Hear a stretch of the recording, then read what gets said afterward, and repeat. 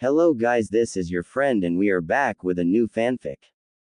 Which is what if Naruto was in Pokémon Univers and had a harem part 2. And if you enjoy this fanfic then please press the like button and subscribe to my channel for more fanfic like this. And now let's start the fanfic. Naruto as he finally stopping swinging the aura blade held in his hands and reverted it to its card form, he heard the fluttering of wings above him before something dropped on his head, revealing to be a towel which he used to wipe the sweat off him. He looked up to smile fondly at the Pokémon flying above him. Thanks for the towel, Butterfree. Free. The bug flying Pokémon chirped happily as he flew around Naruto, who suddenly felt a slight prick to the side and turned to smile sheepishly at the cause. And good work to you too, Scyther. Don't think I had forgotten about you either, said Pokémon scoffed in response. Apparently he too had been practicing alongside the blonde trainer who had noticed that the second bug Pokémon has an interest in swordplay as he's always around whenever Naruto brings out the aura blade to engage him in a spar. Let's head back into camp to meet up with Leaf and the others. Receiving nods of affirmation from the two bug Pokémon, Naruto finished drying up before taking his jacket which he had hung from a low tree branch to put it on before they began making their way back to the campsite. There he saw Leaf sitting on a tree log with a laptop on her lap and typing away with Pikachu and Bulbasaur watching with curiosity. They heard footsteps and looked up to see who it is and perked up. Pikachu happily scampered over to plop himself on Naruto's shoulder with the blonde fondly smiling at the lightning mouse. Hey there, Pikachu. Naruto playfully flicked the brim of the mouse's hat. Looks like you're done with your training, said Leaf. Yeah, was doing some calisthenics with Scyther to stay in shape, especially we already had training on moves proficiency yesterday.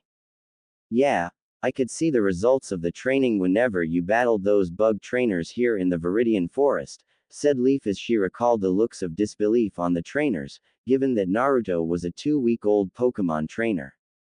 Thanks to the training, Naruto's Caterpie evolved into Metapod, then to a Butterfree which is currently sitting Naruto's head. The blonde went on to train the other Pokémon to learn new moves after having helped them master the ones they already know. How's your blog coming along? Asked Naruto, taking note of the laptop. I'm almost done setting up the site, thanks to your Pikachu helping recharge the battery. Though I think we should get a move on though, I'm sure we'll be able to arrive at Pewter City by noon, said Leaf after looking at the time on her Pokéjar. Point taken. Almost forgot that we're out of food since we've been in this forest for a while.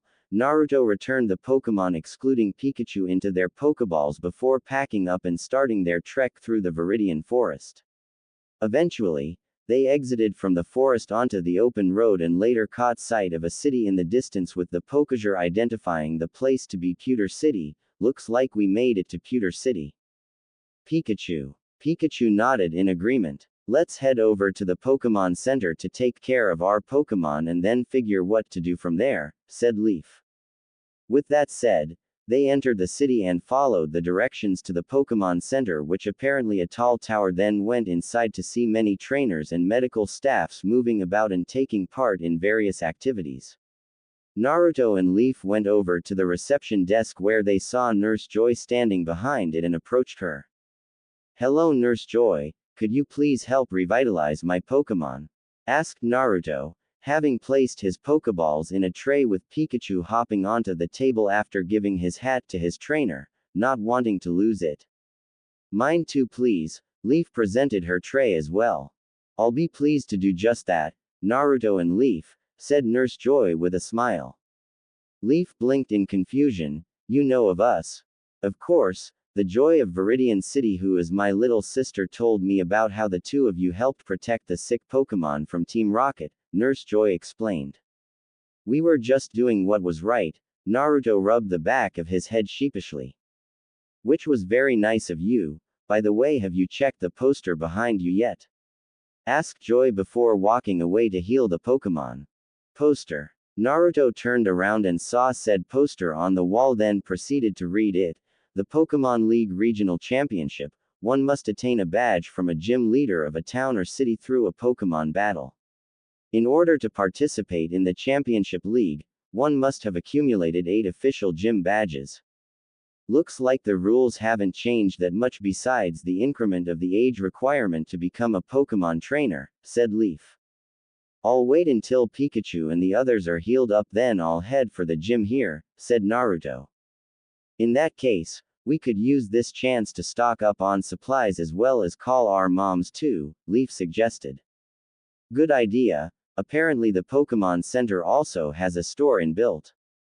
After a phone call with their mothers, the duo went to the shop and restocked on potions, antidote, paralyze heal, and awakening besides food for the journey thanks to the money earned from winning the Pokémon battles against the trainers back in the Viridian Forest.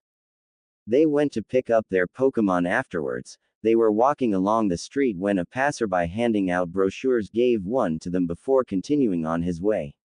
They read off the brochure to learn that the Pewter Museum of Science has reopened after its renovations. A museum, huh? Let's go check it out. This could help with my blog and we could learn a couple of things along the way, said Leaf thoughtfully. You're onto something there, Leaf-chan. What do you think, Pikachu? Asked Naruto. Pikachu thought about it for a moment before nodding in agreement. Pikachu. In that case, let's go. The group followed the map printed on the brochure and soon arrived at their destination, paying an entry fee of 50 Poke dollars each sans Pikachu to enter. They marveled at the exhibits which dated back to ancient times with the skeletal models of Pokémon like Aerodactyl and Kabutops in display. Leaf was taking pictures and notes as they toured the place when they overheard two girls pass while gossiping about something. Did you hear about Brock, the gym leader? He's an amazing trainer who overwhelms anyone that tries to challenge him, said the girl. Amazing. Everyday trainers come to the Pewter City gym to challenge him, said the girl's friend in admiration. The gym leader sounds strong. Are you up for it, Naruto? Asked Leaf with mild concern. My Pokémon and I have trained hard. Battling Brock will tell us how far we're come and how long we have to go. I have confidence that we'll push through, said Naruto with determination. Pikachu felt the same way. Then I'll be rooting for you all the way, said Leaf, getting the blonde to smile at her. They left the museum and followed the directions given to them till they arrived at the gym, which seemed to be rock-themed, before making their way inside through the large double doors. The interior was quite dark, which it hard for them to see. They hardly took more than 4 steps when a spotlight turned on at the far end of the room and shone down on someone. He is a young tan boy who's probably about 3 years older than Naruto, with spiky black and distinguishable squinty eyes.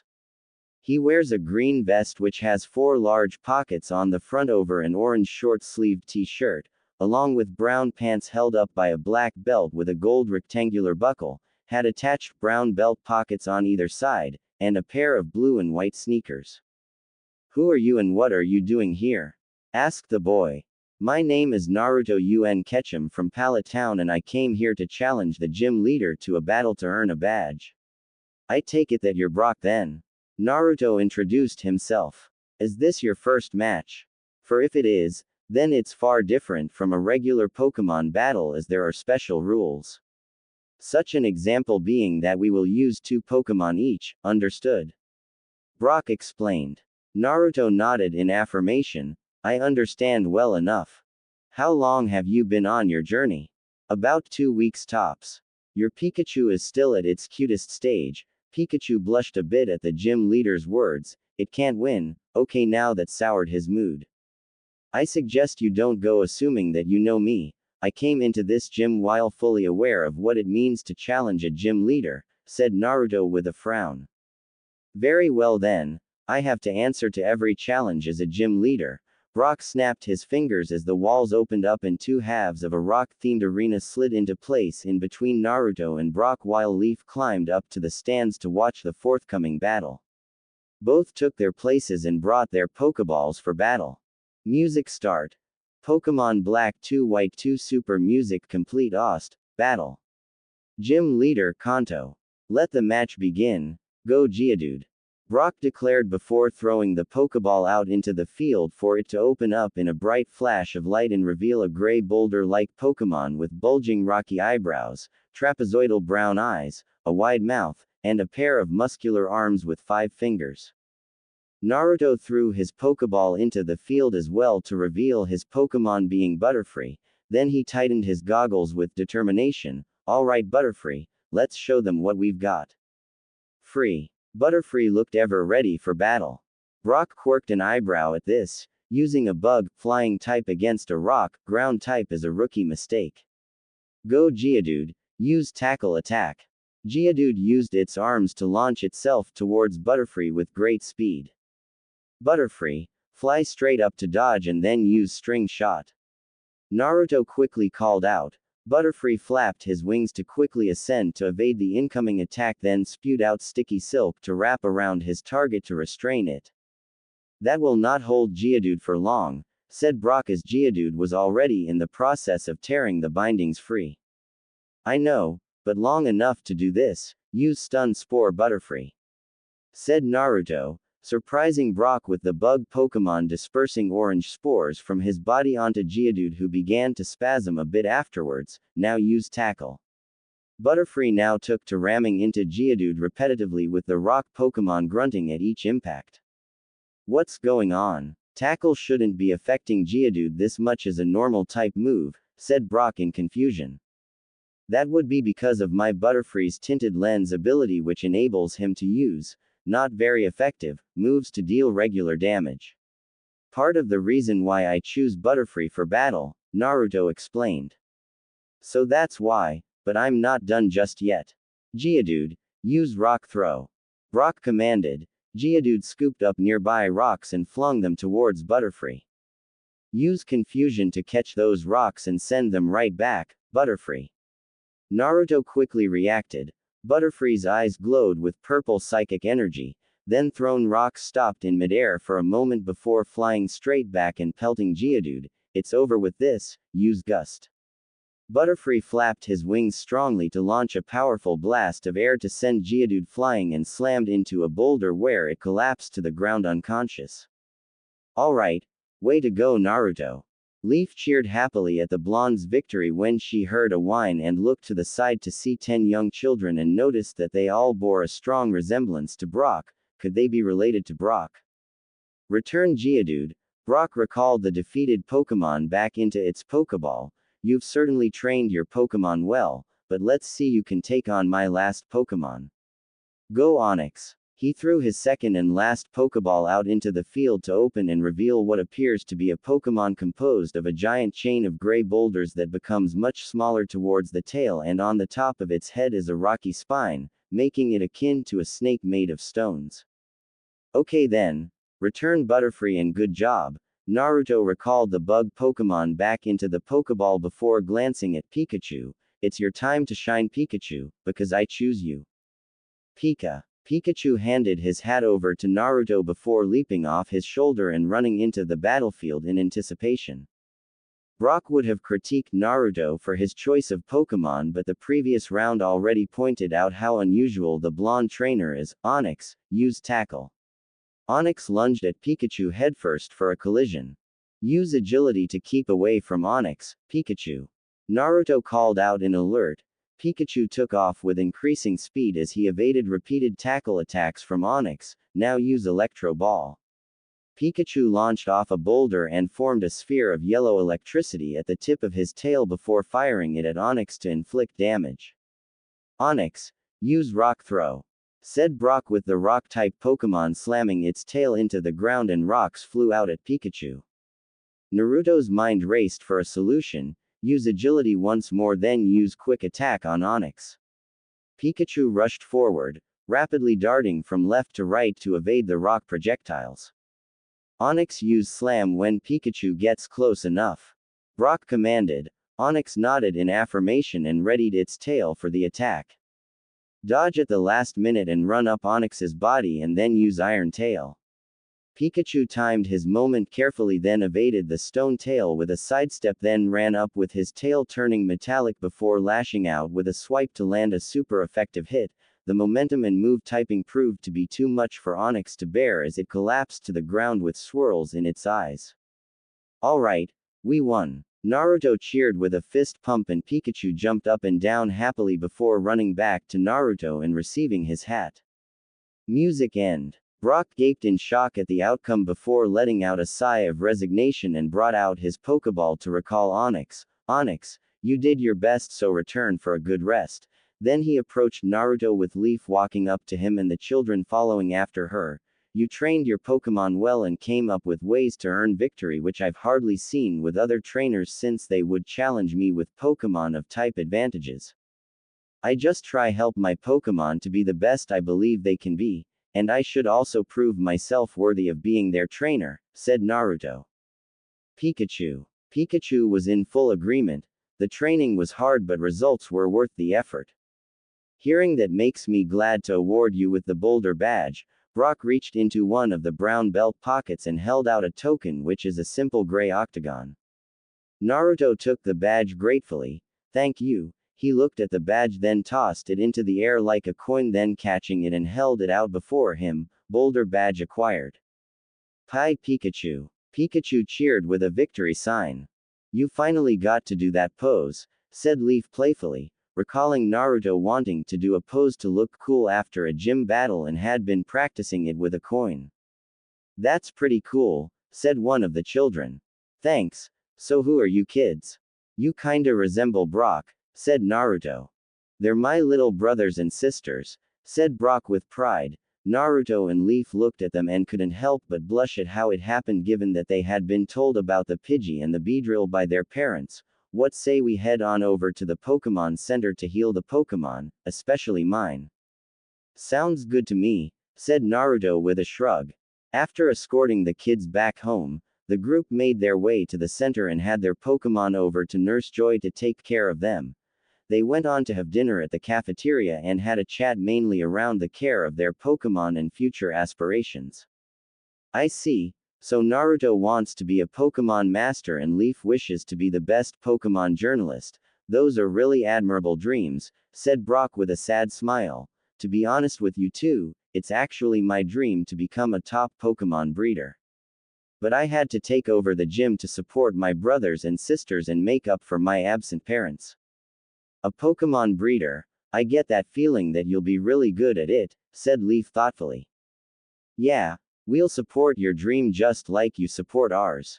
You just need to hang in there and never give up on it, said Naruto.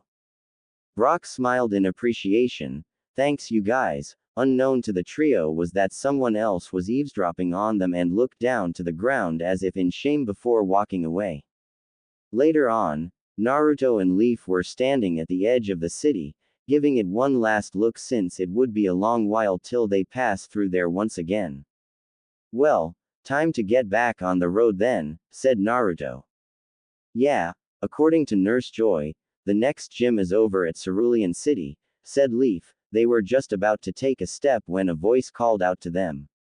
Hey, wait up. They turned to see Brock running up to them while carrying a large blue backpack with a bedroll scene strapped to it at the top until he finally caught up. Brock, what are you doing out here? Asked Leaf confusedly. It turns out that my dad has been around the whole time but just that he was ashamed to show himself. He offered to watch over the kids so I could fulfill my dream where he failed at his, so I hope that you two wouldn't mind if I join you on your journey, Brock explained. Naruto responded with a smile. No problems here, the more the merrier as they always say. Thanks guys, said Brock gratefully. Then he joined the duo to form a trio as they resumed the journey to their next destination. As of now, the group were currently hiking up a dirt pathway into direction towards a large mountain which is tall enough to be seen clearly all the way from Pallet Town, which Leaf was able to recall. You know, I'm wondering how Mount Moon got its name. I thought it related to a lover's tale since it sounded so romantic, said Leaf. She took a glance at Naruto with a pink tinge on her cheeks. Not really. I heard people say that a huge meteor crashed into the mountain back during the prehistoric times. They called the meteor the Moon Stone. I read about that. The Moon Stone has the power to make certain Pokemon evolve, said Naruto. Help! A sudden scream interrupted the trio's conversation. They looked at each other then ran quickly in direction of the scream. There they saw a man dressed as a professor curled up on the ground and bat-like Pokémon were flying around him angrily. Naruto brought out his Pokédex to scan.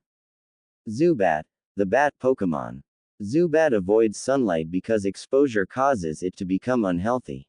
During the daytime, it stays in caves or under the eaves of old houses, sleeping while hanging upside down.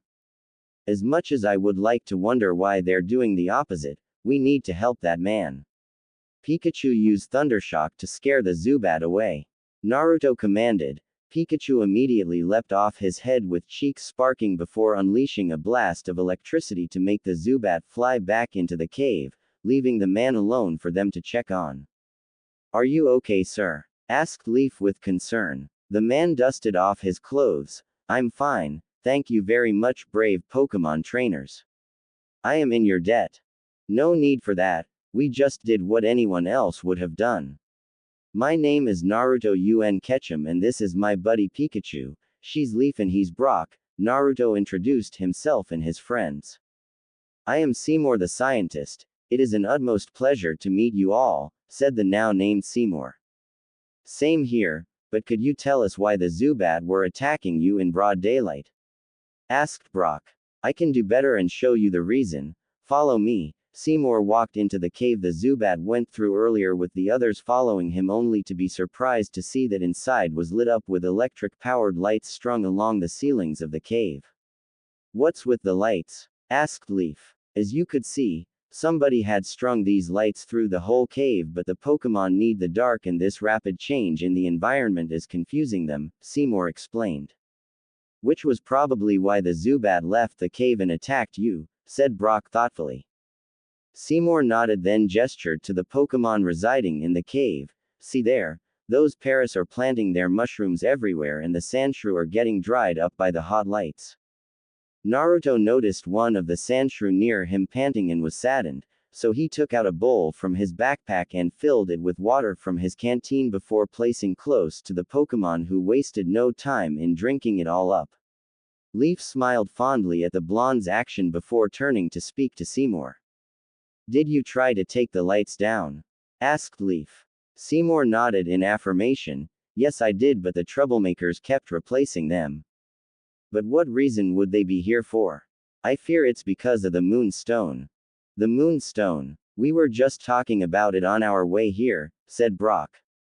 I believe so, for the Moonstone is so much more than what everyone knows.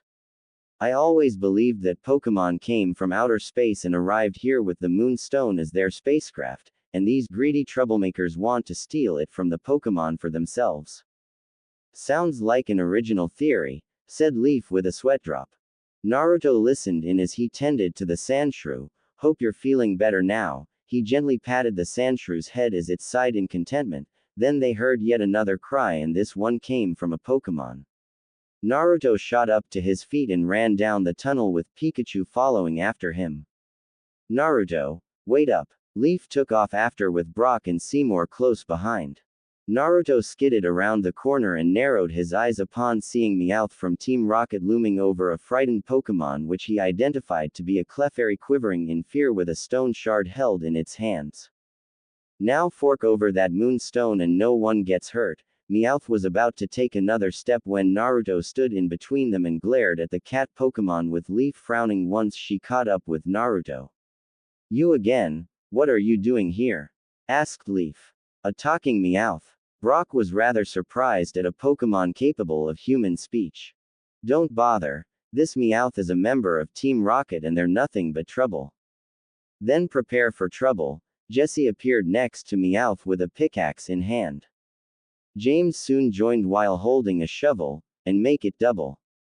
To defend the W. Naruto stopped them. Okay, let me stop you right there. We already heard your dumb anthem once and that is enough for us. Pika Pika. Pikachu crossed his arms and nodded in agreement, making the trio glare at them. I'll have you know that our motto is worth hearing, said Jessie in anger. About as worthwhile as a lame 10-second TV commercial. How about you get out of here before you cause any more problems? Leaf scoffed in response. Not until we acquire the Moonstone to power up our Pokémon, James retorted. Then we'll just force you out. Naruto took out Pokeball and readied it, then turned to Leaf. Get Clefairy and the professor to safety while Brock and I deal with these guys. Okay Naruto, be careful you two. Leaf beckoned the Clefairy and Seymour to follow her out of the cave as Naruto and Brock faced Team Rocket. Ready or not, go Ekans coughing. Jesse and James threw their Pokeballs to call on their Pokemon. Let's go, Scyther. Naruto threw his Pokeball to call on the Mantis Pokemon who stood at the ready with his blades. Here we go. Brock threw his Pokeball to reveal a Zubat, mildly surprising Naruto. Since when did you catch a Zubat? Asked Naruto. It was right before we entered the cave. Alright then, let's get down to business. Coughing. Smog attack. James commanded with coughing, expelling dark gas from its body towards Scyther and Zubat. Scyther, flap your wings quickly to blow the smog away, then use a combo of quick attack and slash. Naruto called out. Scyther complied and vibrated his wings to blow the smog back, then flew forward at high speed and slashed at coughing with one of his blades. Ekans use tackle on Zubat, said Jesse with Ekans lunging at Zubat. Zubat use astonish and then use wing attack. Brock commanded. Zubat let out a loud screech which slammed into Ekans, stopping it before smacking the snake Pokemon away with its wings. Coughing use sludge attack on Scyther, said James. Coughing spewed a blob of toxic sludge at its target. Use double team and follow it up with quick attack. Naruto quickly reacted. Scyther immediately created copies of himself and hid amongst them with the sludge attack missing completely. Coughing looked around in confusion but was blindsided by the real Scyther's attack to be sent crashing into the cave wall and fainting. Jesse growled at this. This is not over. Ekans, use Wrap. Zubat, use Supersonic. Zubat let out a screech which caused Ekans to begin moving around in a drunken manner, much to Jesse's chagrin as it wasn't listening to her commands. Now finish it with wing attack. Zubat swooped it and struck Ekans with its wings to knock it out. Jesse and James recalled their Pokemon and ran away from victorious duo. Another score for the good guys, said Naruto, exchanging a high five with Brock. That's the power of teamwork, but I feel like we're missing something, said Brock. Now that you mention it, we forgot about Meowth. He must have snuck off after the others while we were battling. Then we gotta move now. Naruto and Pikachu and Brock ran out of the cave in the direction they saw Leaf and the others go through. They had just exited when they heard a scream and looked up to see Meowth flying in the opposite direction and went on ahead to locate the group near a river to see a vindictive Leaf and her Rattata sitting next to her. I guess Meowth was in over his head. Leaf smiled smugly. That's one way to say it. I think we should take a small break after everything that happened, especially since it's getting rather late, Brock suggested. Sounds good to me, said Naruto.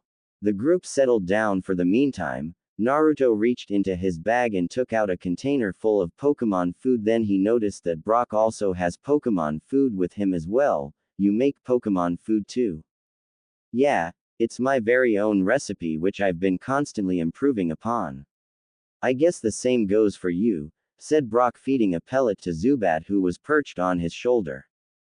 Naruto was feeding Scyther as well. It's actually a recipe from my mom. She taught me how to cook since she herself runs a restaurant back home, so I received 2 cookbooks with one for humans and the other for Pokemon. Hope you don't mind if I took a look at them. No problem. Then the group heard a rumble from underground and something emerged, revealing it to be a Sandshrew, which then went over to Naruto and began nuzzle against him rather fondly. Leaf was confused at first but then had an idea of why. I think that's the same Sandshrew you gave water to, Naruto, said Leaf. Naruto looked at the Sandshrew who was nodding to the statement. I think you're right, I wonder what it's doing here.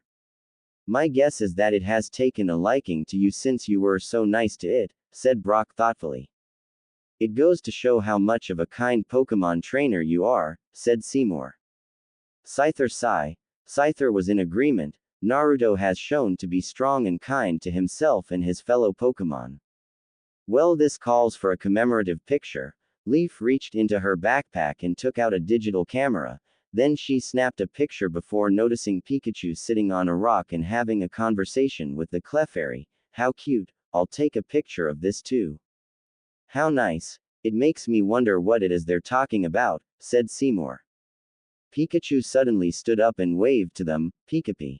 What's up, Pikachu? Asked Naruto. Clefairy hopped off the stone and away with Pikachu pointing at the fairy Pokémon, Pikachu. Then he followed after it. Seems like Clefairy wants to show us something since Pikachu's telling us to follow, said Naruto, packing up his things and returning Scyther into his Pokeball with the rest following suit, then going after the two Pokémon and Sandshrew stuck close to Naruto.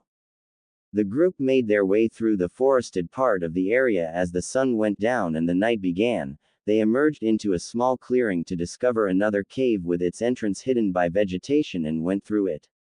They didn't walk for very long as they emerged in an open area where the full moon could be seen clearly above, and at the center is a large rock as black as the night sky with numerous smaller shards littered around it. It's the core of the moonstone, said Seymour in wonder. I never would have thought that I would see anything like this, said Brock. This is what it means to go on a Pokemon journey, learn about things few would be lucky enough to by just staying at home, said Leaf, taking pictures with her camera. Hey guys, Clefairy is doing something, said Naruto. Everyone looked to see Clefairy place the stone shard amongst the others. The shards and the giant moonstone glowed in resonance. Soon they saw more Clefairy gather around the moonstone and began to dance around it. What do you suppose they're doing? Asked Brock curiously. Seymour thoughtfully came up with a theory.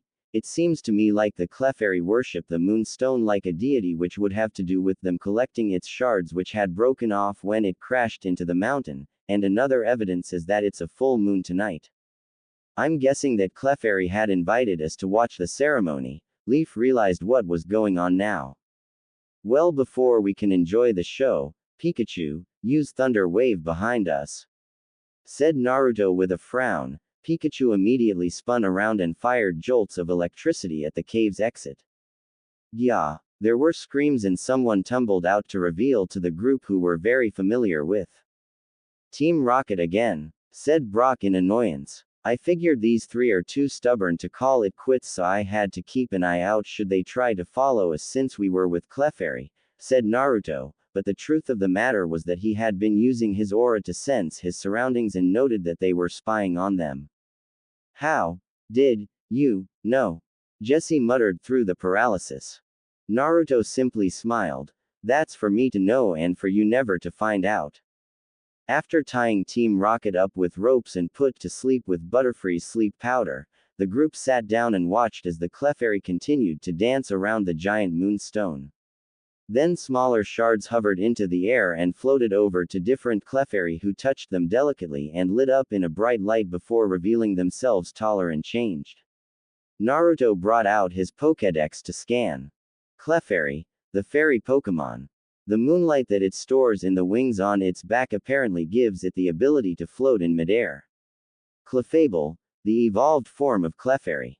Clefable moves by skipping lightly as if it were flying using its wings. Its bouncy step lets it even walk on water. It is known to take strolls on lakes on quiet, moonlit nights.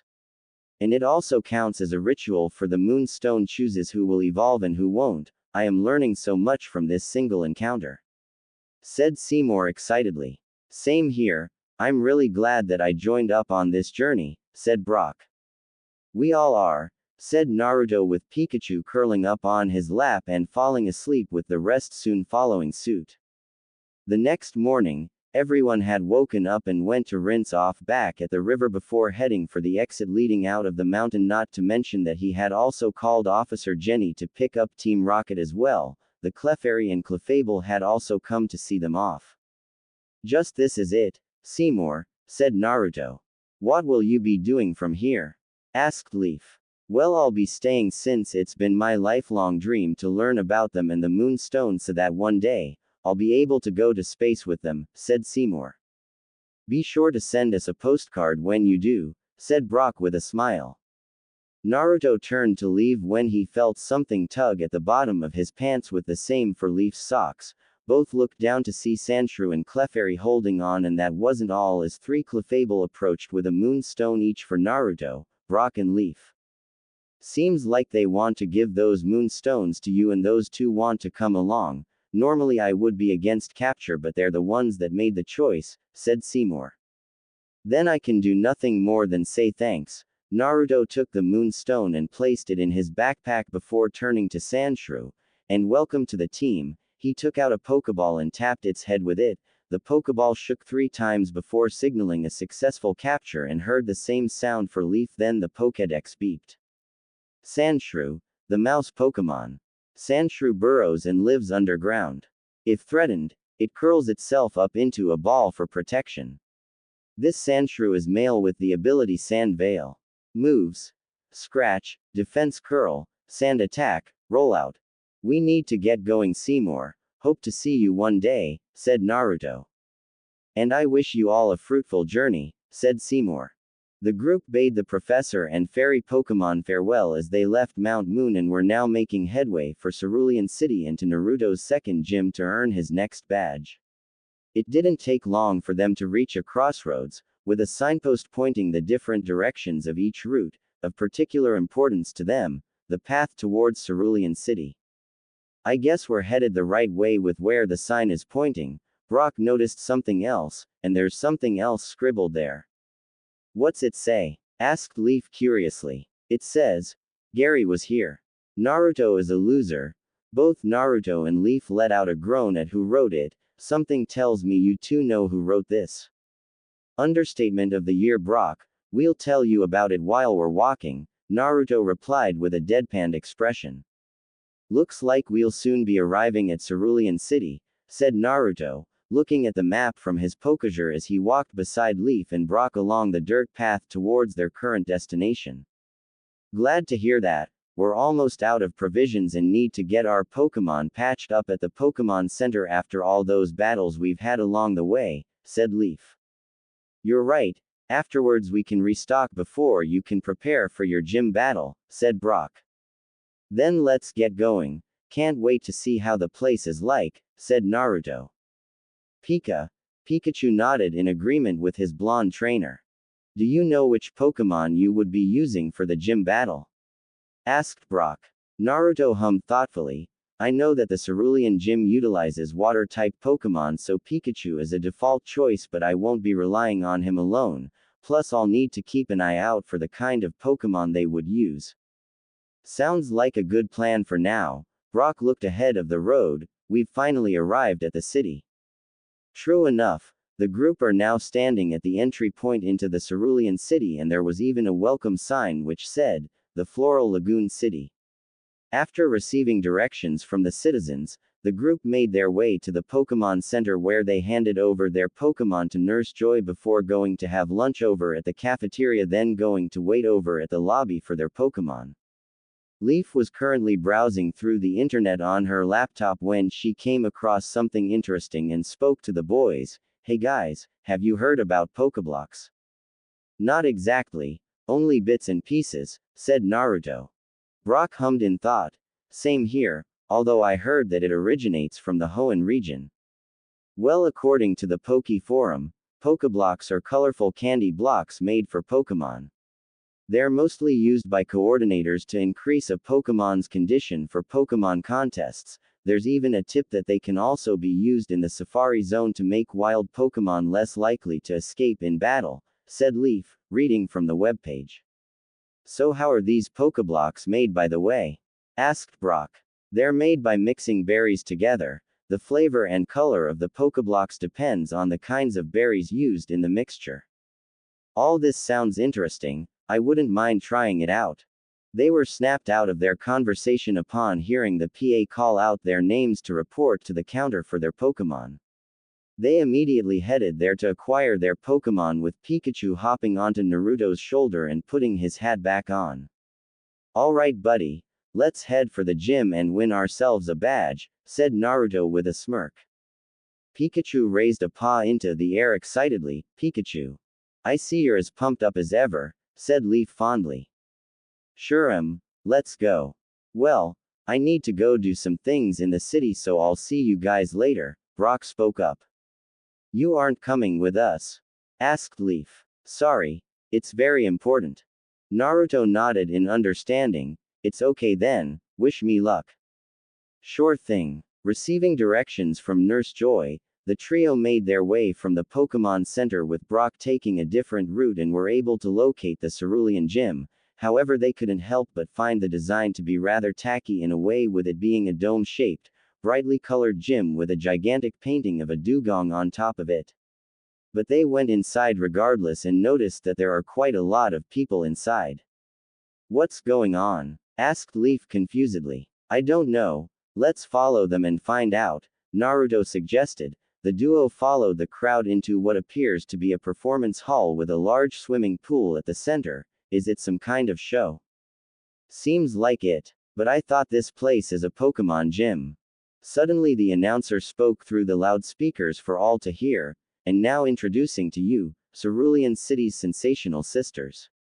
The spotlight moved up to the top of a tall diving board, revealing a trio of beautiful girls dressed in one-piece swimsuits. The music started playing with the girls leaping off the diving board into the pool and proceeded to perform a choreography of water ballet with the crowd cheering them on, especially the males. Pikachu was watching in awe at the performance. I don't mind repeating myself, but isn't this place a Pokémon gym? Asked Naruto. I don't really know, might as well ask around after this show, said Leaf, taking out her camera to record for her blog. The show eventually ended and everyone left the place with Naruto, Leaf and Pikachu checking the place out. They went downstairs and came across a rather impressive aquarium with various water Pokémon swimming about, which further questions whether this place is a gym at place. The trio came upon the three swimmer girls from earlier complimenting each other over their performance and were able to identify the blonde one to be Daisy, the brunette is Violet and the pinkette is Lily. Oh, I'm sorry, but if you want an interview, then you'll have to call our manager, said Lily upon seeing them. Although I wouldn't mind having a one-on-one conversation with you, cutie, said Violet, eyeing Naruto with a sultry look in her eyes. Daisy pouted. No fair, sis, that was my intention too. We're not here for an interview. Naruto came here for a gym battle so that he could earn a badge, said Leaf, glaring at the three girls. Yeah, do you know where the gym leader is? Asked Naruto. Actually, you're looking at them, said Daisy. Huh. We are the sensational sisters, said Violet. And the Cerulean gym leaders, Lily added. The group were taken aback by what they just heard. The sisters led them to a room with a large pool and floating platforms on the water as seats where audience could sit and watch the battle. Since you're the gym leaders, I'd like to challenge you in a Pokémon battle and win your gym's badge, Naruto declared, with Pikachu nodding in agreement. The sisters looked at each nervously before Daisy spoke up. Actually, we don't feel like battling anymore. Naruto blinked in confusion. What do you mean by that? Well, we got beat by trainers who came from this backwards town called Pallet, said Violet. Naruto and Leaf glowered at her for insulting their hometown. Lily continued. And our most recent loss was against a guy called Red yesterday, so we had to rush our Pokémon to the Pokémon Center. My eyes were spinning from how fast we lost. Violet held out a Pokeball. All we have left is a Goldeen which only knows Horn Attack and nothing more. Not to mention that we barely had any time for ourselves with these battles interrupting us, said Daisy with a pout. Seriously, Naruto muttered lowly. These are gym leaders that actually don't like battling. Then how on earth did this gym come to be then? So, we came all this way here for nothing? Asked Leaf in annoyance. No worries, we have a solution for this. Lily clapped hands and a Pokémon emerged from the pool, turning out to be a seal which flopped towards her and stuck out its tongue to reveal a badge in the shape of a light blue raindrop. Here's the Cascade badge, you can have it. Naruto shifted his sight between the badge and the girls several times with a blank expression before finally speaking up. Are you trying to insult me? The sisters blinked in confusion. I said, are you trying to insult me? We don't understand, said Violet. It is my job as a Pokémon trainer to catch Pokémon and raise them to be as strong as they can be, and it is your role as a gym leader to see we have what it takes and are ready to face any challenges. The badge represents the gym leader's acknowledgement and the symbol of the trainer's hard work, yet here you are simply degrading its worth. Leaf smirked, seeing the flabbergasted look on the girls' faces as Naruto continued to reprimand them. She recalls from her younger days that Naruto is at his happiest when he earns something with hard work and hates taking things without something to show for it, often says that it feels wrong to him. Do you have any idea that doing this puts the lives of novice trainers and their Pokémon in grave danger? What do you mean? Asked Daisy, a bit afraid of the answer. By handing over the badge without a battle, you plant a false sense of confidence into them, which in turn leads to getting involved with situations beyond their skills and possibly lose their lives. It was even why the Pokémon League changed the age requirement from 10 to 13 so trainers would be more mature and prepared. Can you really live with the consequences of this action of yours? Asked Naruto sternly. The three sisters could hardly say a word to oppose what Naruto just said, as it was the absolute truth and they had been taking things for granted. Looks like you've finally realized what you've been doing was wrong all along, a female voice spoke up. Everyone turned to see someone standing at the doorway with a frown on her face. She is a slender girl with a fit build and orange hair held in a spiky ponytail. She wears a yellow top that reveals her midriff, red suspenders, denim shorts that stop at her thighs, and red sneakers with yellow lining and white laces. Who are you? Asked Naruto curiously. The name's Misty and those three over there are my older sisters, said the girl. So why are you back here? You said you wouldn't return until you've become a water Pokémon master, said Violet. Misty turned to glare at them. I came back because of you three. I was training over at Seafoam Islands when I started hearing gossips of you guys having been giving away badges without having any battles at all. So, I had to return to prevent you from discrediting this gym our parents had built any more than you already have. It took this guy here to make you realize what you were doing was wrong. Well, Lily started but was interrupted. I don't want to hear any of your excuses. Misty turned towards Naruto. As I am also a gym leader, I accept your gym challenge. Naruto smirked in response. Now that's what I want to hear. Misty nodded in affirmation. Let me go and change then, we'll have our battle. Later on, Naruto and Misty were now standing at opposite ends of the pool atop floating platforms, with the latter currently wearing a strapless two-piece blue swimsuit and a pair of sandals. So, what are the rules? Asked Naruto. We'll both use 3 Pokémon with only you allowed to substitute and no time limit, said Misty. Alright then, let's get started. Music start. Pokémon Black 2 White 2 Ost, battle. Gym leader Kanto. Misty took out a Pokéball. Misty calls seeking. She threw it into the air to open up and a Pokémon to splash into the pool, revealing to be an orange and white, fish-like Pokémon. It has round, dark eyes, prominent pink lips, 2 small fangs, and a cream-colored horn in the center of its forehead. There are several black markings on its body, 2 thick lines under each eye, a large wavy patch on its back, and several speckles near its tail. It has billowing pectoral fins and a pair of tail fins shaped like butterfly wings. Naruto took out a Pokéball. Let's do this, Butterfree. He threw it to call on his bug-type Pokémon as it flittered in midair for battle. That's when he noticed that Misty was looking rather uncomfortable. Hey, what's the matter? Oh, don't mind her. Misty's scared of bugs, said Violet in amusement. Really? Asked Leaf with a quirked eyebrow.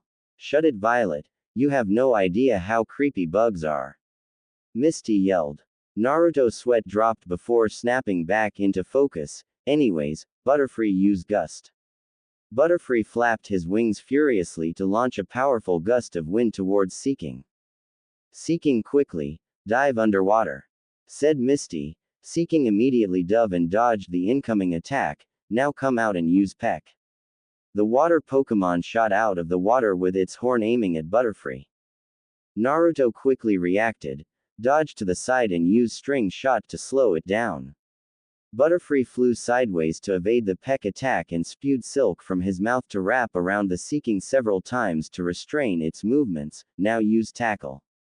Butterfree flew forward, ready to ram into his target. Seeking, use Water Pulse, said Misty. Seeking open its mouth, releasing a light blue orb of energy which explodes in the form of water. Free yourself by using Flail.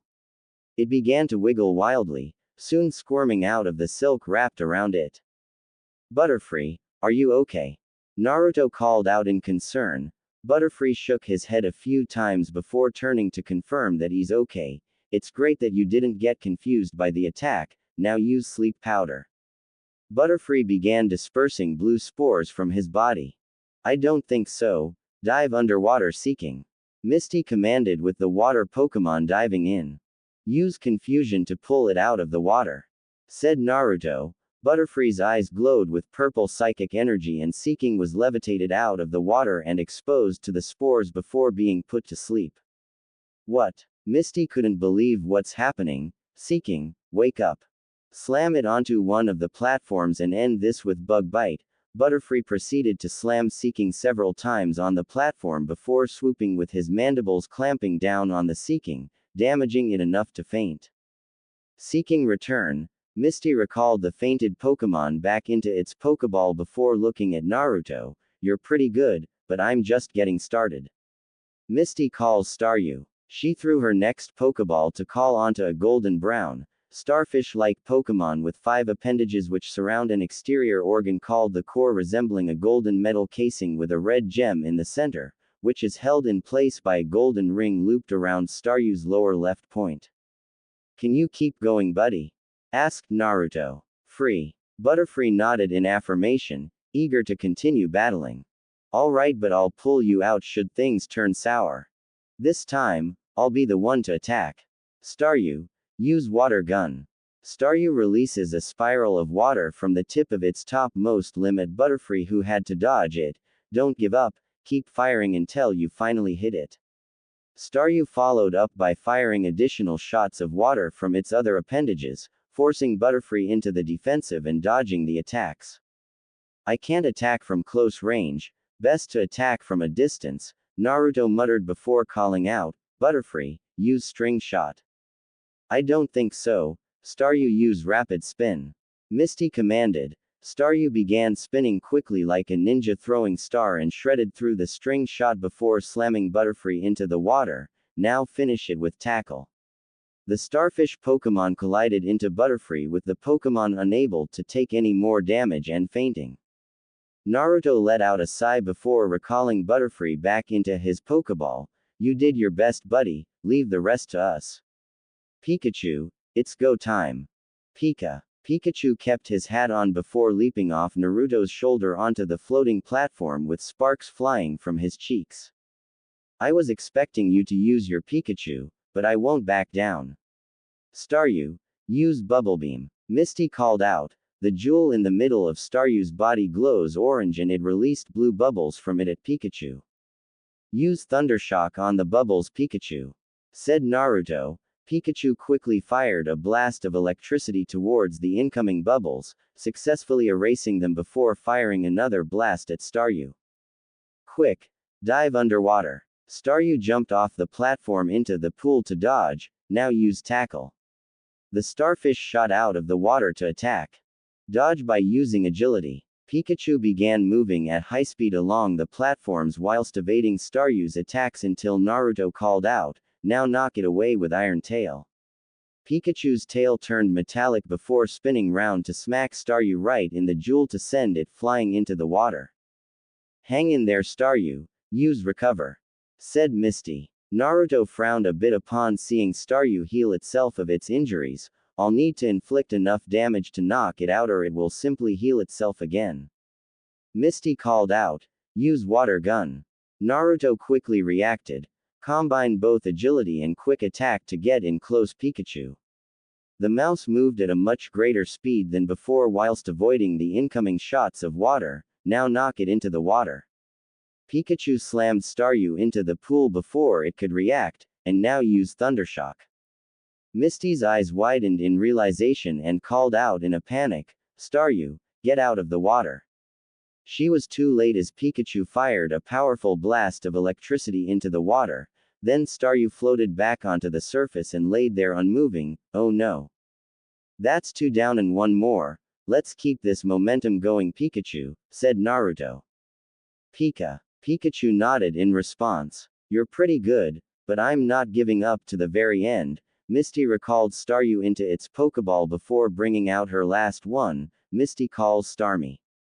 She threw her last Pokeball to call upon a Pokémon similar to Staryu but much larger and resembles 2 violet starfish with 5 appendages each. The front starfish has a golden formation in the center.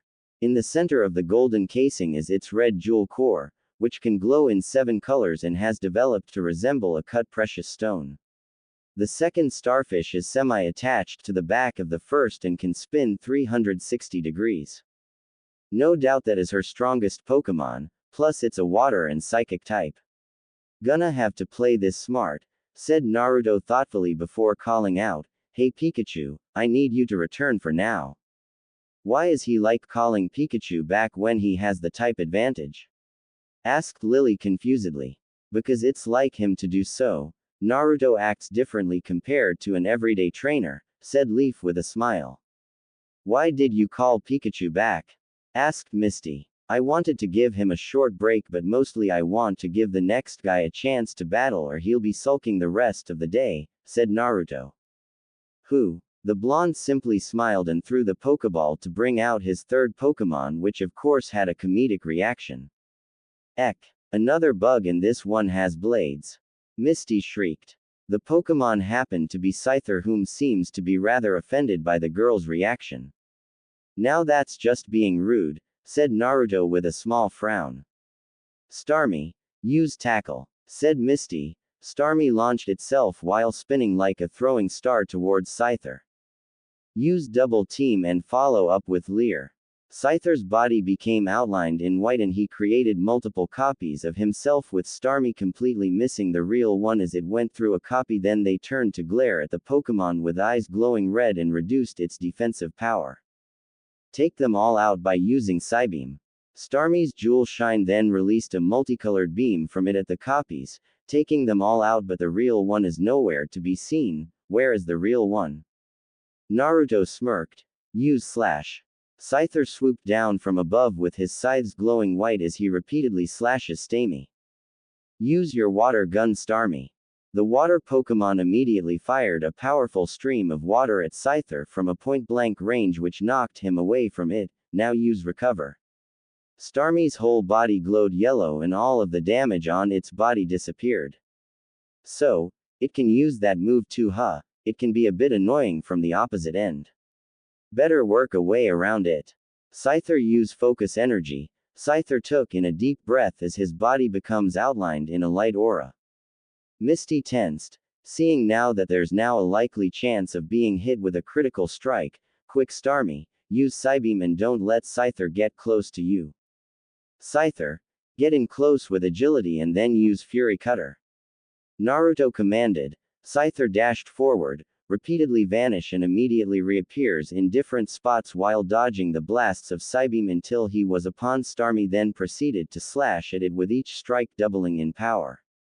Scyther suddenly stopped the assault and calmly flew away with Starmie standing still before collapsing with its jewel blinking, signaling its defeat. Music end. "Nicely done, Scyther. The training is really paying off," said Naruto fondly. Scyther smiled with pride at winning his first gym battle. They all got off the platform and went to meet with along with Leaf and the others at the poolside. "I gotta admit that you're pretty good, even though you were using bugs," said Misty, shivering from the frown by Scyther. "Results of good training.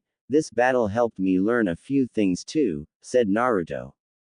"Well, a win is a win. Here's the Cascade badge to represent the gym's acknowledgement of your skills," said Misty, holding out the badge whilst glancing towards the sisters who simply looked away. Thanks very much. Naruto took the badge, then tossed it into the air like a coin before catching it and held it out before him. Cascade badge acquired. Pi Pikachu. Pikachu cheered with a victory sign. Scyther nodded in approval. Congratulations, that battle was amazing, said Leaf, having been using her camera to record. So like what will you be doing next, Misty? Will you continue with your training? Asked Daisy. Yes, I will, but not before calling the Pokémon League to send in an official to make sure that you are doing your job right. Should have done this before I left the first time, said Misty, making the older sisters nervous from the statement. Well, we'll be on our way now. Good luck with your training, said Naruto. Same here with your journey. Naruto, Leaf and Pikachu were soon out of the gym and were making their way back to the Pokémon Center so Naruto get his Pokémon healed as well as wait for Brock to meet up with them. On their way, the trio took note of some sort of commotion going on and went to check it out.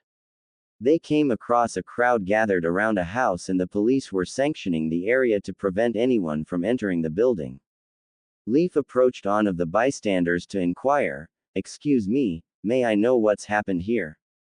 A male bystander was the one to respond. Apparently, the owner of the house was burglarized and the thief is nowhere to be seen. Whoa, sounds rough, said Naruto. I wonder what it is that was stolen. Leaf asked. Naruto shrugged his shoulders and was about to reply when he noticed something from the corner of his eye. He saw someone climb over the wall of a house into the pathway between two houses. He appeared to be a male wearing a black uniform emblazoned with a big red R on it and a black cap, as well as a pair of gray gloves and boots, and a gray belt. Naruto's eyes narrowed upon recognizing the R on the man's uniform and that he's holding something in his hands. I think I found our burglar. Naruto went to follow after the man with Leaf being close behind. Where are you going, Naruto? Asked Leaf. I found the thief and he's actually a member of Team Rocket, Naruto replied. The group followed after the Rocket Grunt all the way to an alleyway before deciding to confront him now that there's lesser risk of bystanders getting injured in the crossfire. Hold it right there, Naruto called. The grunt turned around and frowned upon seeing the two teens. What do you brats want? We want whatever you stole from that house, said Leaf. Music start. Pokémon Fire Red and Leaf Green Ost, battle. Trainer battle. Like I'm gonna listen to a bunch of kids who are biting off more than they can chew, go Machop.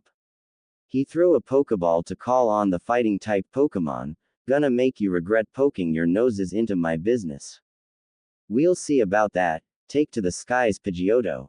Naruto threw his own Pokeball to call on his flying type as she hovered in the air before him. Machop, use Karate Chop, said the grunt. Machop charged towards Pidgeotto with its hands glowing white with energy for an attack. Push back with Gust Pidgeotto, Naruto commanded. Pidgeotto flapped her wings quickly to launch a powerful gust of wind which disrupted Machop's attack. Now use Wing Attack. Her wings glow white before slashing Machop with one of them. The grunt snarled in anger, why you little use Leer. Machop glared at Pidgeotto with glowing red eyes but the flying type hovered in the air unaffected whatsoever. Why isn't it working? Pidgeotto's ability is Big Pecs which prevents any moves from reducing her defensive power. Use Quick Attack. Pidgeotto swooped towards Machop with great speed as white energy trailed behind her. Quick Machop, use Low Kick to slow that bird down, said the grunt. Machop reared its leg back to attack the moment the target got close enough within range.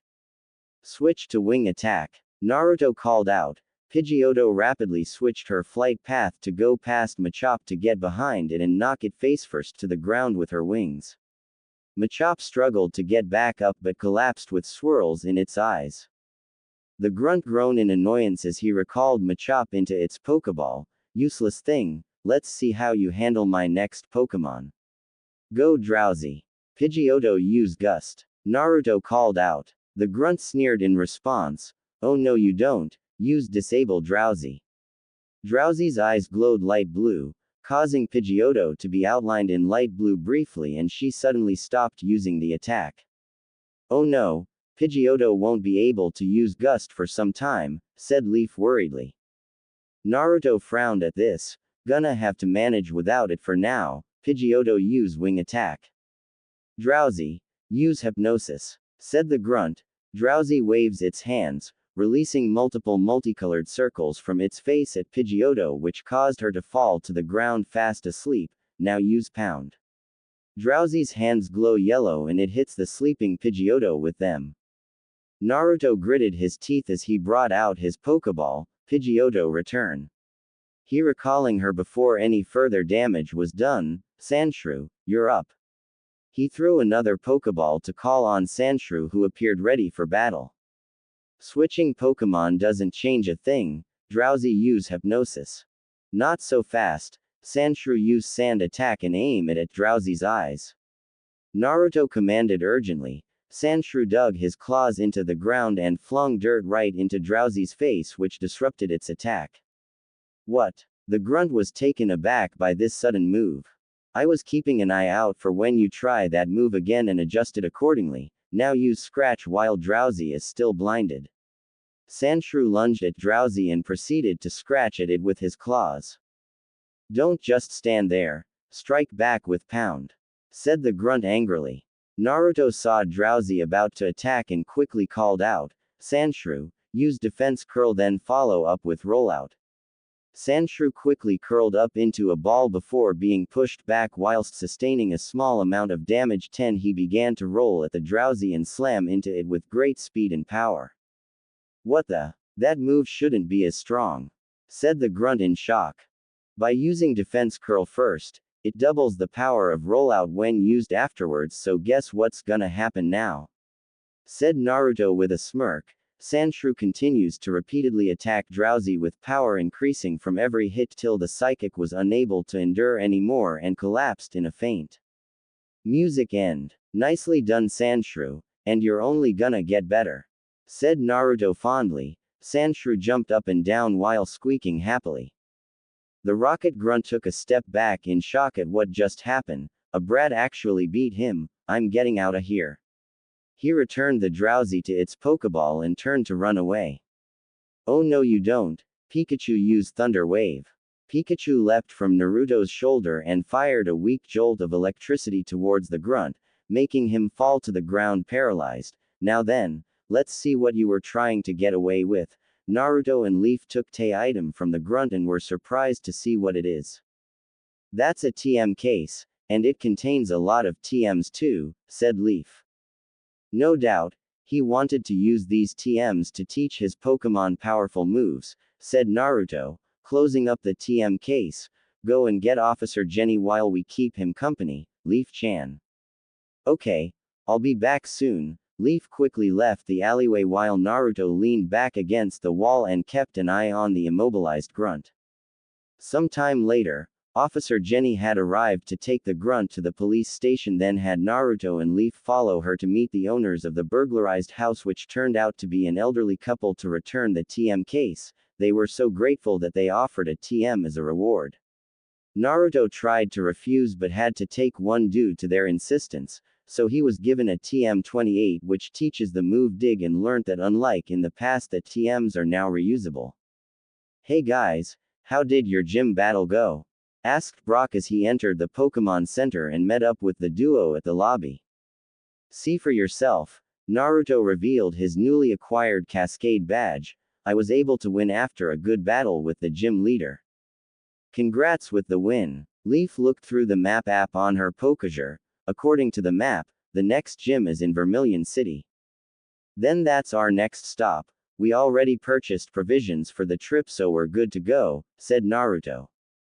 Geez, just how thick can this fog be? Asked Leaf, wondering about their current predicament. It has been a couple of days since they had left Cerulean City for Vermilion City and Naruto's next gym battle when the trio found themselves being slowed down by the weather. I would say thicker than soup, Naruto mused. Pikachu waved a paw at the fog to see if he could grab it, only for his paw to go through it instead. Then we say we take a break for now to wait it out, or we might end up getting lost, said Brock, already setting up the tableware to begin cooking. as much as I'd like to get cooking, I'm gonna need some firewood. In that case, I'll go and search for some, said Naruto, getting up from his seat with Pikachu climbing to his shoulder. I'm coming too, would make things easier if we work together, said Leaf. Okay then. Naruto and Leaf set out and began picking up the firewood but had to make sure that they were dry enough to burn.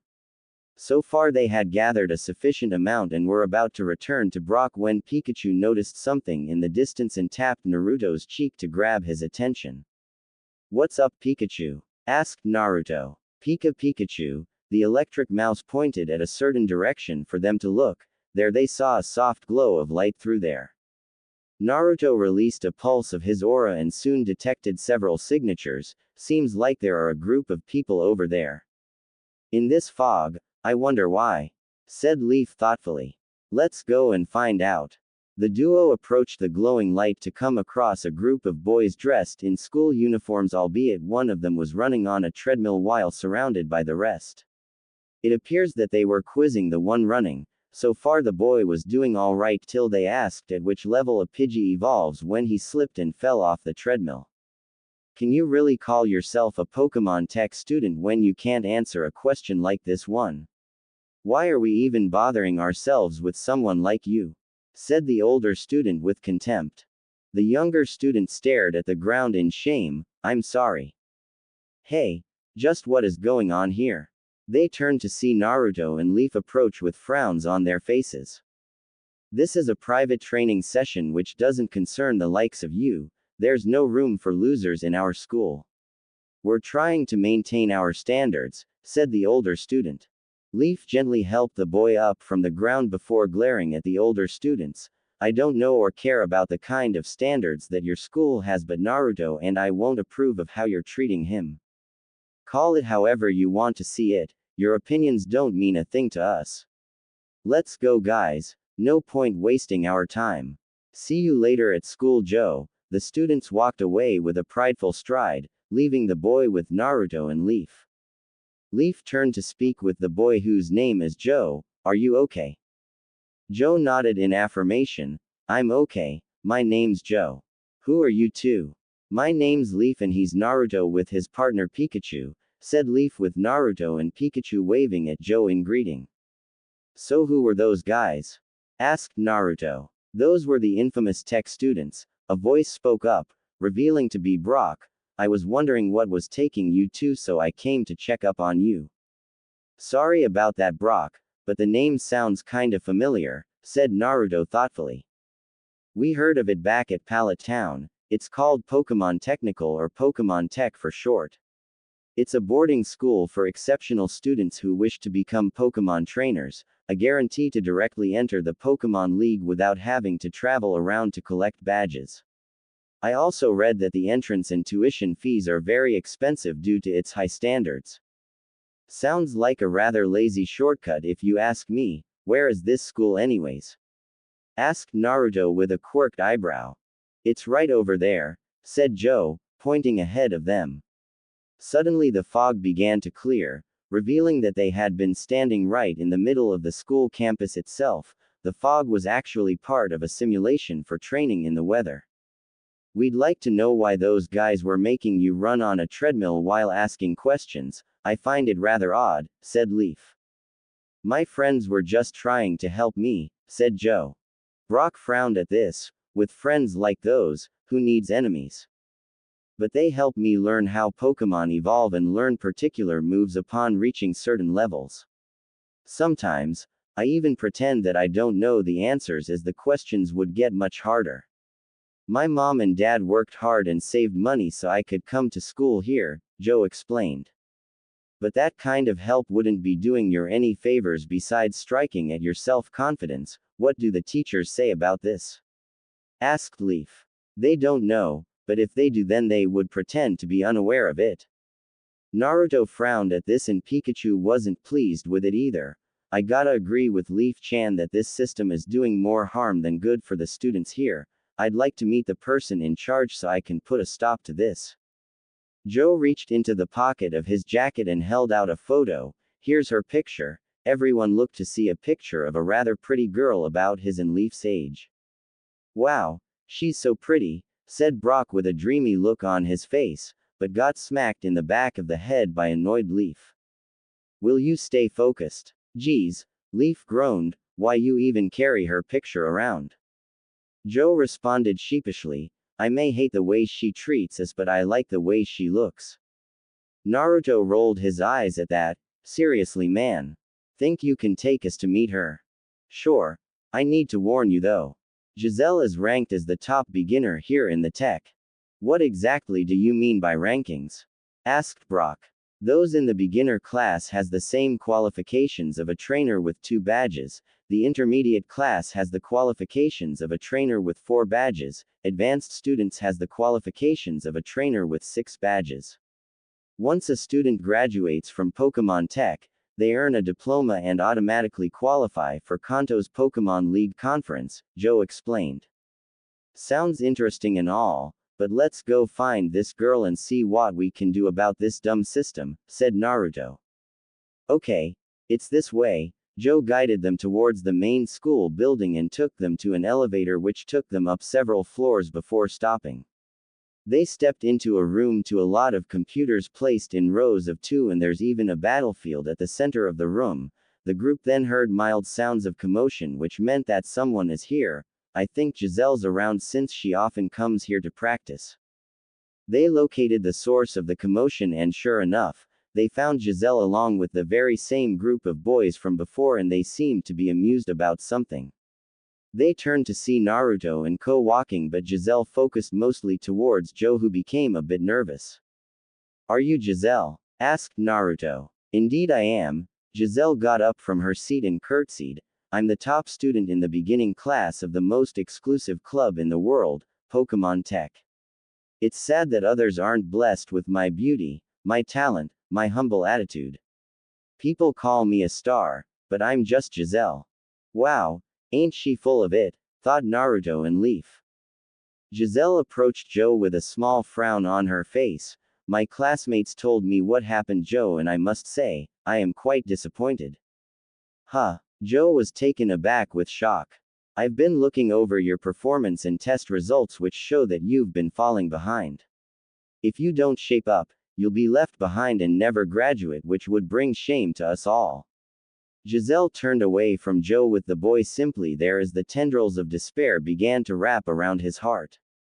It shouldn't be a surprise with how faulty and stupid this kind of tutoring system really is, Naruto spoke up, getting Giselle and the other students to face him.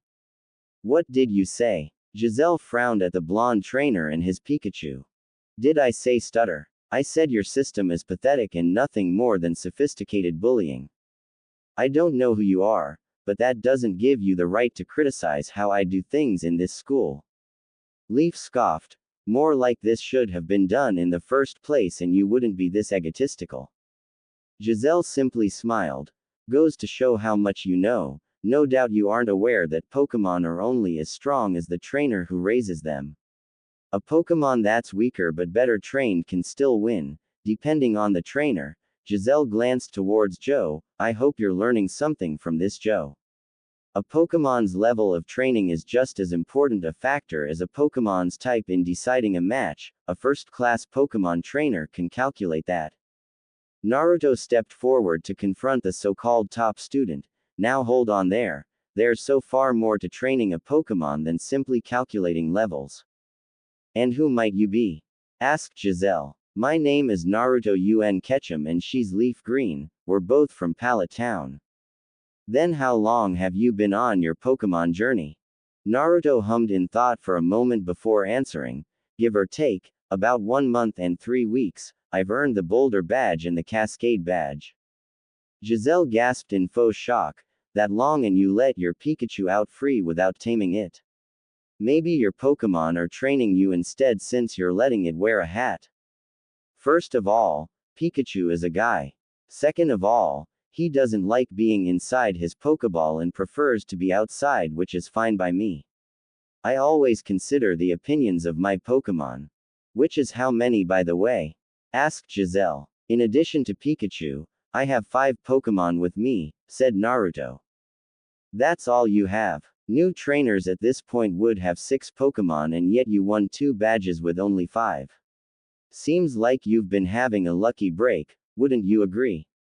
The student Sans Joe agreed to Giselle's statement. That's not true. Naruto earned those badges because he trained his Pokémon very well, said Leaf, angry at Naruto's efforts being downplayed like that. Then under normal circumstances, Pikachu should be at level 25 and had learned Thunderbolt, but I can tell it hasn't learned it yet, said Giselle. Chew. Pikachu glared at the girl who doesn't know his true capabilities and yet is acting like she does. We could keep on talking, which would take up a lot of time, or we could have a Pokemon battle to see who's in the right once and for all, said Naruto. Pikachu jumped off his shoulder to the ground and stood at the ready to battle with sparks emitting from his cheeks. Giselle smiled arrogantly and brought out a Pokeball. Then this Pokemon will be more than a match for you, Cubone, go. She threw the Pokeball to bring out what appears to be a small bipedal dinosaur-like Pokemon with a light brown hide that covers most of its body except for its cream-colored belly. 2 small claws with one on each hand to serve as its thumbs and 1 large nail on each foot make up its toes. It has 2 small spikes on its back and a short tail. On its head, Cubone wears a skull which has 2 rounded horns on the top of its head and a tooth-like point on the lower sides as a helmet which hides its face save for its triangular black eyes and a small area surrounding them. It also carries a bone with it. Naruto took out his Pokédex to scan the Pokémon and was saddened upon hearing the info. Cubone, the lonely Pokémon. A ground type. Cubone wears a skull as a helmet, concealing its face as it sheds tears for its long-lost mother. It cries loudly to express its loneliness. It also always carries a long, thick bone. Music start. Pokémon Fire Red and Leaf Green Ost, battle. Trainer battle. Let's stay focused and win this, buddy. Start off with quick attack. Naruto commanded. Pikachu immediately complied as he dashed forwards at high speed with white energy trailing behind him. Cubone, use growl, said Giselle. Cubone opened its mouth and lets out a loud cry that releases white shockwaves, disrupting Pikachu's attack. Now use Bone Club. Naruto saw Cubone rush up to Pikachu with its bone raised to strike and quickly called out to him, Pikachu, use agility to get away from Cubone then retaliate with tackle. Pikachu listened in time to blur out of sight then reappear to slam into Cubone from the side. Not bad, let's see how you handle this. Cubone, use Leer, said Giselle. Cubone glared at Pikachu intently with glowing red eyes through its skull helmet. Close your eyes, buddy, said Naruto. Pikachu immediately complied and was able to avoid the effects of the Leer. Giselle smiled haughtily. Now you're vulnerable. Cubone, use Headbutt. Cubone rushed forward and slammed headfirst into Pikachu, knocking him back. Hang in there, Pikachu, and use Thundershock. Pikachu got up and fired a bolt of lightning at Cubone which was deflected to the side by Cubone's bone. Giselle laughed haughtily. Surely you don't mean to tell me that you're unaware that ground types are immune to electric type attack, are you? Cubone used Bone Club. Cubone rushed towards Pikachu, ready to strike. Naruto remained ever determined and called out once more, use Thundershock again and this time aim at the ground before Cubone. Pikachu complied to the commanded and fired another bolt to create a small hole on the ground which Cubone stepped into and tripped while dropping his bone. Strike now with quick attack. Pikachu rapidly closed in and slammed into Cubone with a high-speed tackle. Everyone was shocked at what just happened, especially Giselle. But how? Naruto and Pikachu smirked with the former speaking. I'm aware of the ground type's immunity to electricity, but I used your own arrogance against you to set you up for a trap. There's a difference between knowing a move and how to use a move. It's just like Naruto to pull off something like this. He really moves at his own pace and the Pokemon comply with it as well, said Brock, recalling the battle he had back in Pewter City.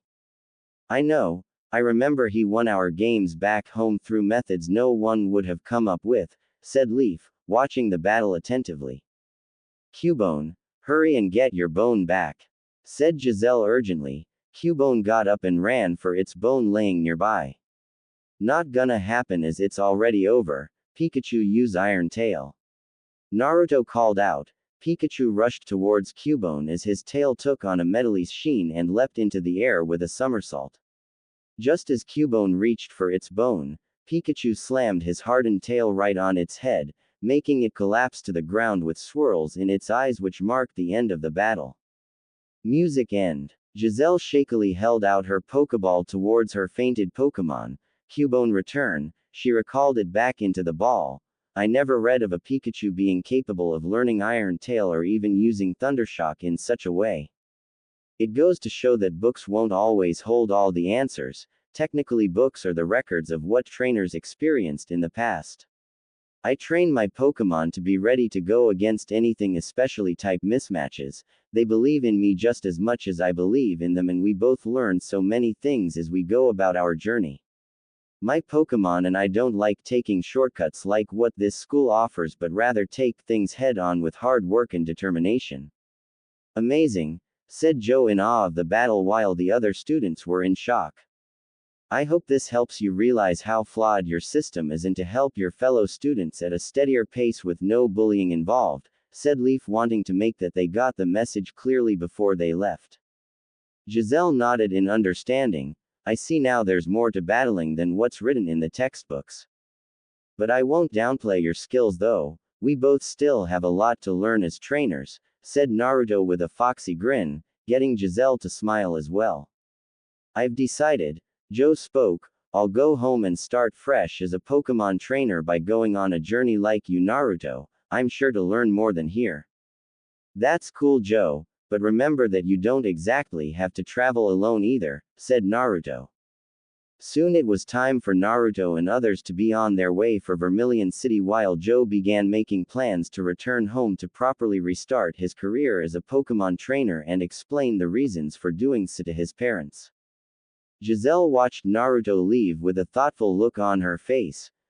Perhaps I should take a small break to decide on what would be my next step. She took out the Pokeball containing Cubone and looked at it in silence. Asterisk asterisk asterisk green asterisk asterisk asterisk. Aw man, should have known better than to attempt taking a shortcut through the forest to Viridian City, Naruto lamented, looking at the map app on his Pokégear with a frown on his face. Pikachu, Pikachu patted Naruto's head as a way of trying to cheer him up. Cheer up, Naruto, I'm pretty sure that something good will come out of this, said Leaf. Brock nodded in agreement. She's got a point there. I recall a saying that people view a traveler in two ways, either he's one who gets lost or the one that explores the unknown. Then I hope it's the latter, Naruto muttered before taking a seat on a rock with the others soon following suit. The group were about to settle down for the moment when they heard something rustling within a nearby bush. Then a Pokemon emerged from it and scampered over to a stream nearby to drink from it. Oh look, it's an Oddish. Leaf brought out her Pokédex to scan the Pokemon. Oddish, this Pokemon is typically found roaming the forest, scattering pollen as it walks around. I've been holding off on catching an Oddish for a while. This is the perfect chance for me to catch one. Leaf eagerly took out a Pokeball and prepared to throw it. Guess the detour was useful after all, Naruto mused. Let's go, Rattata. Leaf threw the Pokeball into the air, calling upon said Pokemon who stood at the ready. Start off with Tail Whip and then follow it up with several quick attack. Rattata wagged its tail towards Oddish so as to reduce the grass type's defense power before dashing at high speed whilst leaving a white trail of energy behind it, repeatedly slamming into Oddish from multiple directions, leaving no chance for Oddish to counterattack or defend itself. It's weakened. Now it's time for me to catch a new friend. Leaf brought out a Pokeball and threw it. The Pokeball was about halfway when something intercepted and knocked it away from Oddish to clatter to the ground. Naruto's eyes widened in shock and shot up from his seat upon seeing the Pokemon that stood in between Oddish and Rattata so as to protect the latter. No way, all the way out here. He brought out his Pokédex to scan the Pokemon just to make sure that he wasn't seeing things. Bulbasaur, a strange seed was planted on its back at birth. The plant sprouts and grows with this Pokemon. Is that really a wild Bulbasaur?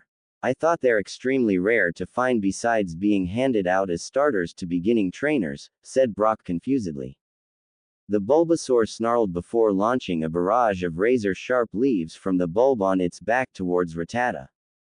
Jump out of the way, said Leaf urgently. Rattata leapt into the air to avoid the incoming projectiles, but the Bulbasaur followed up with a pair of thick green vines which stretched out and grabbed Rattata in midair and proceeded to slam it repeatedly onto the ground until the Pokémon was knocked out. Oh no, my poor Rattata. Leaf quickly recalled the fainted Pokémon by into the Pokéball with concern. Man, that Bulbasaur is pretty good. Naruto stared at the grass-type Pokémon who continued to snarl at them before following after the recovered Oddish into the bushes to escape from them. Let's go after them. Pikachu scampered after his trainer in pursuit of the two grass Pokémon. Wait for us. Brock and Leaf ran after the duo and soon caught up with him. Their search for the Pokémon eventually took them to a footbridge, spanning over a very deep trench with rushing water being heard below to the other side.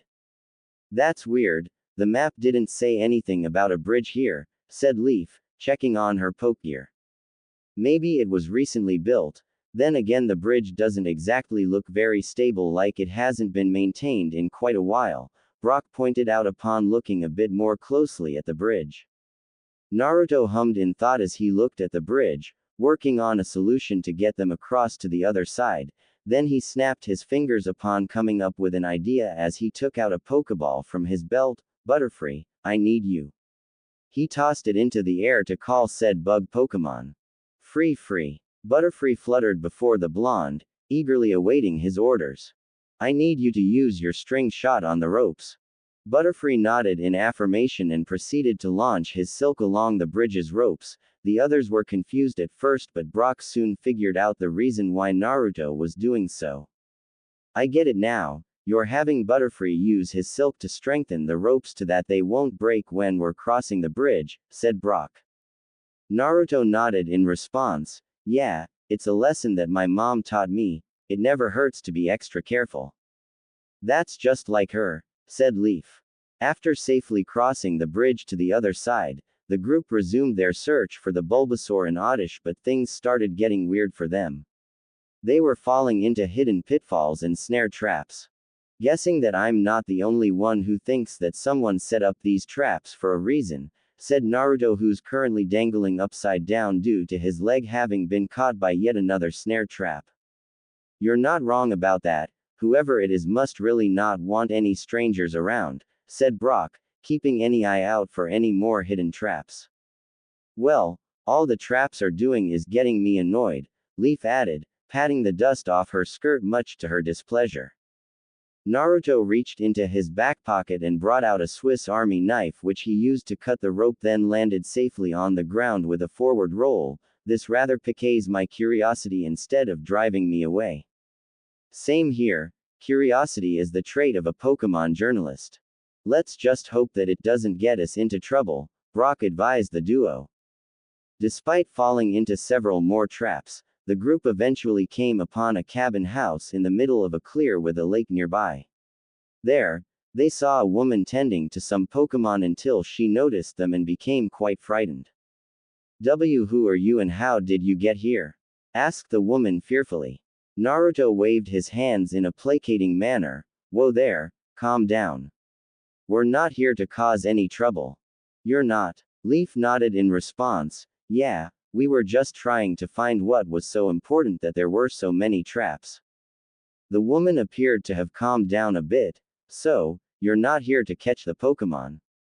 Not really, since you're asking that question, said Brock, trying to keep his blush under control considering the current situation. Can you tell us who you are and about this place? Oh, my apologies. My name is Melanie and this place is the Pokémon village where Pokémon that are sick or were abandoned come here for healing and rest, then they leave, the woman introduced herself. Wow, a pretty name for a pretty lady. Brock swooned before being whacked in the head by an annoyed Leaf. Cut that out, Brock, said Leaf angrily. That explains the traps from before. You were just trying to prevent intruders from coming to steal the Pokémon here. Melanie nodded. Yes, and I'm hoping that you wouldn't catch any of the Pokémon where you're here. We won't. We could even lend a hand around the place while we're here. You guys are okay with it? Asked Brock. Naruto shrugged his shoulders. I don't mind, plus it's only right that we help you. He and Brock set to work on cooking food for the Pokémon after the former let out his own to rest or help them out along the way. Leaf went on to groom and clean the Pokémon near the lake, albeit they were still anxious around her, but she figured that they will eventually warm up to her one baby step at a time. She let out her own Pokémon as well, with her Bulbasaur and Clefairy sticking close to her while Rattata decided to explore the place, being naturally curious about things. Meanwhile, Naruto's Pokémon were also doing their own thing. Pidgeotto was perched atop a branch of a tree which Scyther was currently sitting underneath its shade with both calmly surveying the area. Butterfree flittered about to explore the place whilst Pikachu and Sandshrew tried to mingle with the Pokémon here.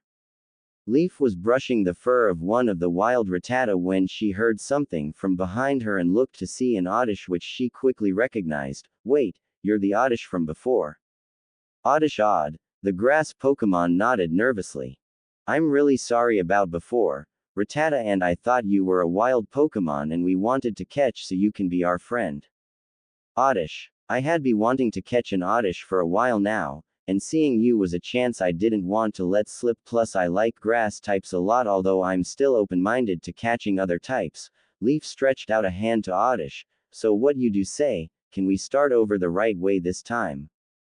Before Oddish could reply, Leaf's Bulbasaur suddenly extended her vines to grab her trainer and lifted her into the air right before something rushed at where she was before, revealing to be the same Bulbasaur from earlier.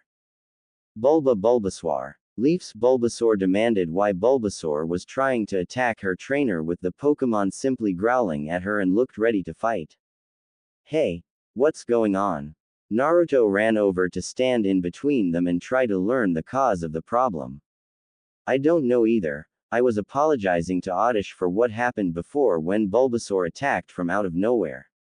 Naruto felt something and looked down to see Bulbasaur pushing his head against his leg as if trying to drive him away. Just what's your deal against us? Melanie approached them with a sad expression. Please don't be upset with Bulbasaur, it's just that he was trying to protect Oddish. What do you mean by that? Asked Leaf. You see, Bulbasaur had taken it upon himself to be the protector of the village. I've never seen such a brave, loyal and determined Pokémon like him. But the thing is that Bulbasaur doesn't like Pokémon trainers due to having been abandoned by his trainer. Naruto looked down at Bulbasaur, who still continued to push against his leg. Damn those trainers, they don't have a single clue on what it means to be a Pokémon trainer if they're so willing to abandon these Pokémon.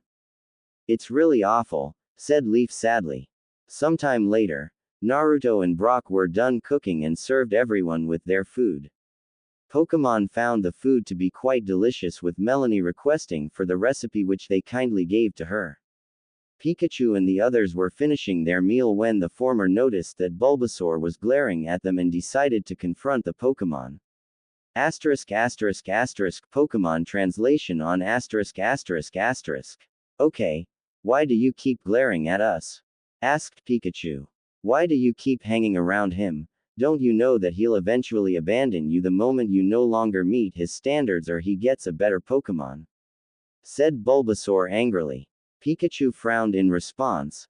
I don't see that happening. Naruto is different compared to the other humans. He won't abandon any of us. That's what they all said, and yet look at these Pokémon here. This is what we got for our loyalty. I sympathize with what you have all gone through, but do not let the actions of several represent the majority. Naruto is the opposite of those humans. He is loyal to us just as we are loyal to him, said Scyther in a calm masculine voice. Stop saying mean things about him, said Butterfree with a squeaky voice. Naruto has been very nice to us. He helped me achieve my dream of becoming a Butterfree back when I was a Caterpie. Bulbasaur scoffed at that. More like being worthwhile tools until he has no more use for you. That's where you're wrong. Pidgeotto spoke up in a feminine tone from her perch. We're with Naruto because we chose to be him, there's no doubt he would let us go should we decide to leave. However, I don't see any of us doing that anytime soon. Naruto helped me when I was in trouble, he didn't do it while expecting anything in return. That's what made me want to be with him, said Sandshrew, disliking the negative view that Bulbasaur has towards his trainer. I can say that Naruto is a great person to be with, he trains us but not beyond our limits, willing to spend time with us in any way. He even protected me from danger on the very day we meet for the first time. I know there are bad humans, but Naruto is not one of them, said Pikachu with finality, with the others nodding agreement with him. Bulbasaur scowled at them before walking away. Seems to me that I'm wasting my time, you'll eventually see that I was right all along. Geez, what crawled into his bulb? Butterfree grumbled. It's clear to see that the pain of betrayal had left a scar on him, said Scyther. I didn't see any scars, said Butterfree confusedly. It's a figure of speech, Pidgeotto explained with a sigh at the bug Pokemon's naivete. Pokemon translator off *****.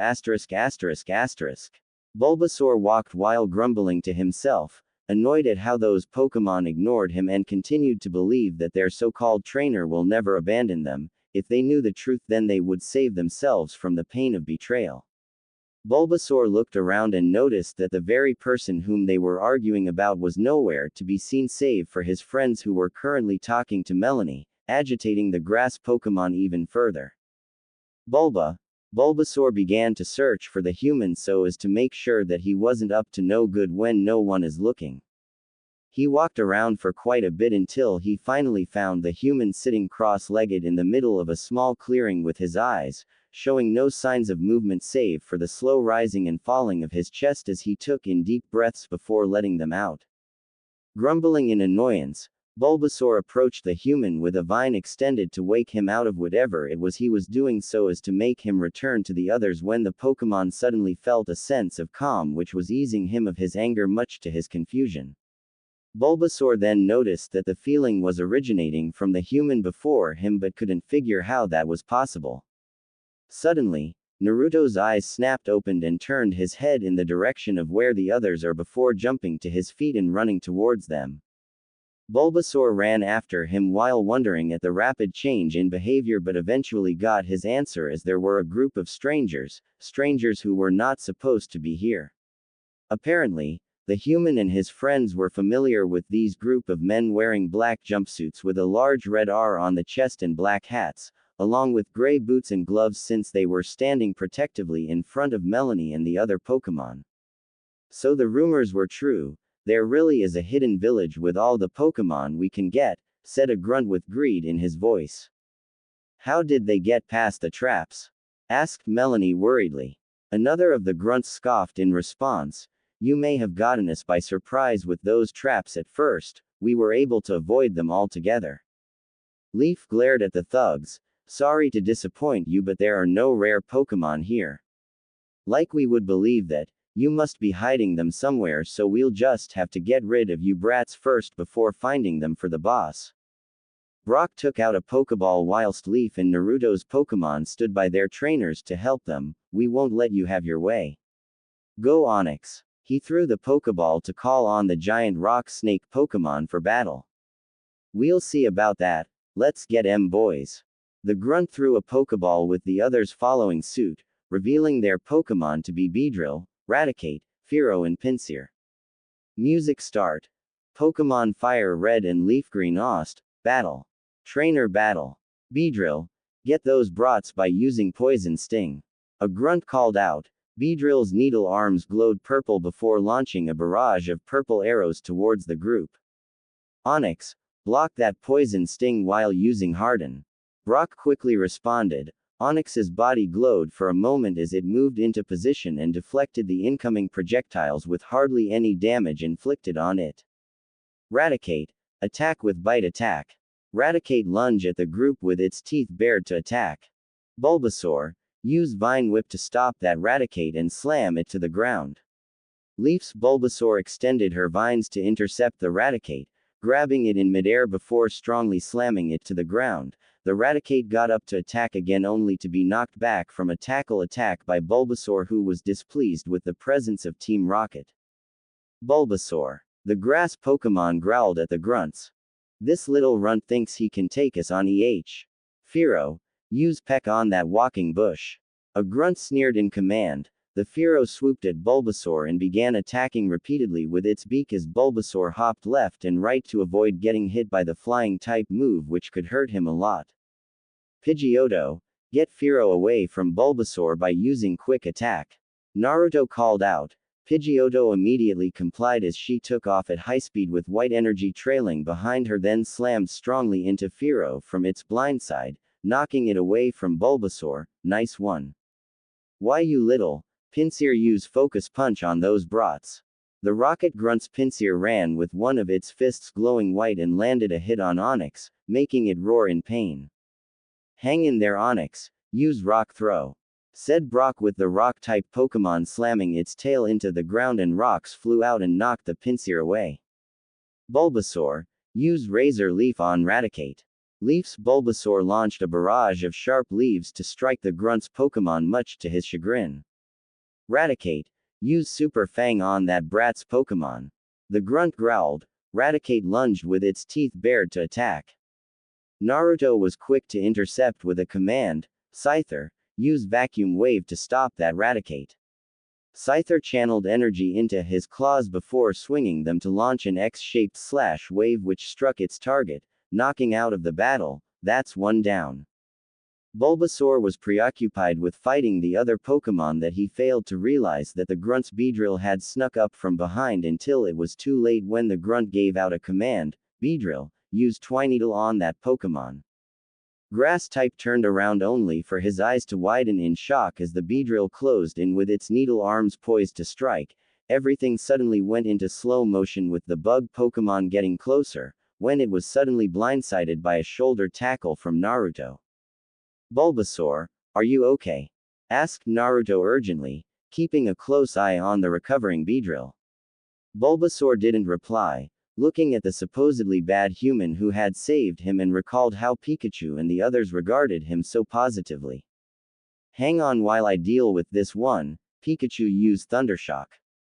Naruto called out. Pikachu quickly fired a blast of electricity, zapping the Beedrill to the point of fainting, which left their opponents with one last Pokémon to battle. Butterfly, use Confusion on Firo. Butterfree's eyes glowed with purple psychic energy and Firo was enshrouded in a purple aura, restraining it in midair. Alright, use Bind on Firo, Onix. Brock commanded. Onix wasted no time in wrapping its body around the bird-type Pokémon and proceeded to squeeze it tightly until it couldn't endure anymore and fainted. Music end. I can't believe this, we've just been beaten by a bunch of kids, said one of the rocket grunts in disbelief. Let's get out of here. The grunts turned to escape, but Naruto wasn't having any of that. Not so fast, you know what to do, Pikachu, said Naruto. Pikachu used Thunder Wave to paralyze the Pokémon thieves before they went on to tie them up for Leaf to contact Officer Jenny to come over and pick them up. This ought to teach these guys not to go stealing Pokémon. They won't know who would be waiting to lay the beatdown on them, right guys? Naruto smirked at his Pokémon, cheering in agreement with him. Bulbasaur. Bulbasaur was actually smiling at Naruto for the first time since they had come to the hidden village, showing that he had finally warmed up to them, seeing as they were different from other humans. And we see what you mean about Bulbasaur being a guardian now. Willing to fight those guys' Pokémon without hesitation shows how much he loves this place. Melanie smiled in response. Naruto, don't you agree that Bulbasaur would be a great addition to your team? He would. I see an amazing Pokémon in him. But I can't force him to leave this place. It won't be right for you or the other Pokémon.